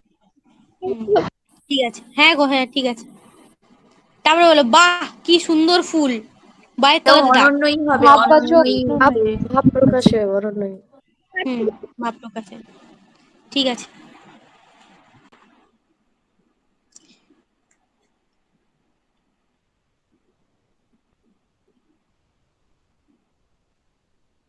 তারপরে বলো খেয়ে নাও না হলে অসুখ করবে, কি হবে বলো? নায়ের তলায় দাগ। হ্যাঁ নায়ের তলায় দাগ, না হলে তলায় দাগ দিয়ে আছে, হ্যাঁ, কি হবে বলো? আহ, তো বিয়োজক হবে তো, বিয়োজক। বিয়োজক সমুচ্চয়ী অব্যয়। এই তো তোমরা তো বুঝতে পারছো তাহলে। হ্যাঁ গো হ্যাঁ বিয়োজক হবে, ঠিক ঠিক বলেছো।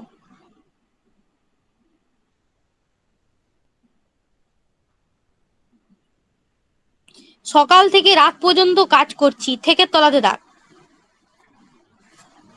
পদান্বয়ী অব্যয়। কি করে বুঝলে বলো তো?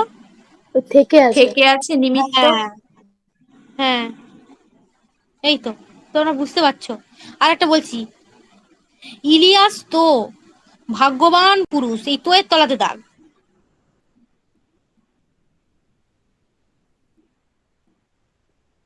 বলো। তো আছে, তো মানে কি, এটা বাক্যের অলংকার হিসাবে ব্যবহার অলংকার, করছি, হ্যাঁ। বুঝতে পেরেছো? ম্যাম শুনতে পারলাম না, একবার একটু বলবেন? ম্যাডাম হ্যাঁ বলছি ইলিয়াস তো ভাগ্যবান পুরুষ, এই তো এর তলাতে দাগ। বাক্য অলঙ্কার হিসেবে অনন্যই অব্যয়। হুম আরেকটা বলো দেখি। তারা দরিদ্র কিন্তু লোভী নহে। সংকোচক হবে। সমুচ্চয়ী হবে। কিন্তু তলাতে দাগ। হ্যাঁ, সংকোচক সমুচ্চয়। তারপরে বলো, ও মা আমার কিসের কাপড়। ও মা তলাতে দাগ। সম্বোধনে অনন্যই। হ্যাঁ।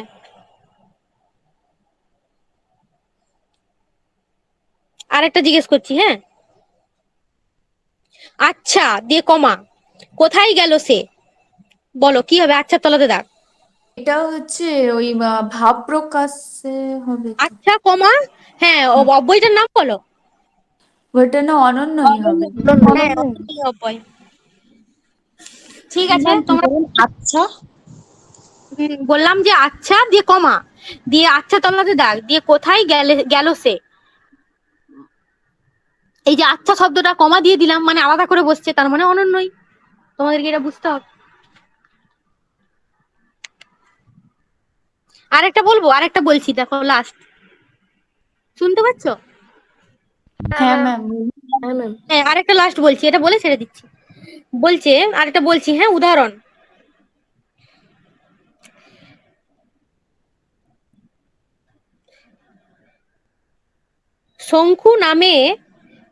শঙ্খু নামে একটি পাখি তার পালক ছিঁড়ে খায় এবং তার শাবকদের খাওয়ায়।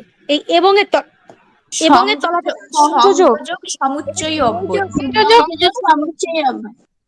হ্যাঁ সংযোজক সমুচ্চয়।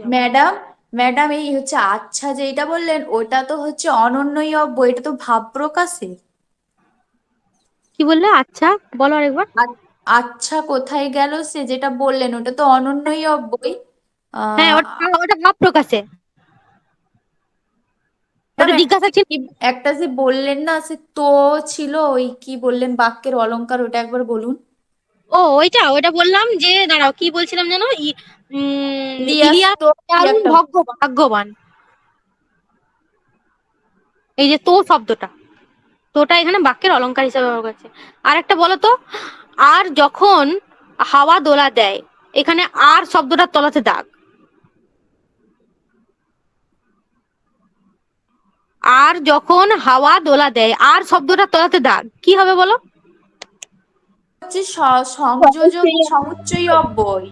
হ্যাঁ সংযোজক সমুচ্চয়ী অব্যয়। বুঝতে পেরেছো? ধন্যবাদ ভিডিওটি দেখার জন্য। আমাদের ভিডিওটি কেমন লাগলো অবশ্যই কমেন্ট বক্সে জানাবেন এবং পরবর্তী ক্লাসের এই ধরনের ভিডিও পেতে অবশ্যই আমাদের চ্যানেল MICS এডুকেশন সাবস্ক্রাইব করবেন। ধন্যবাদ।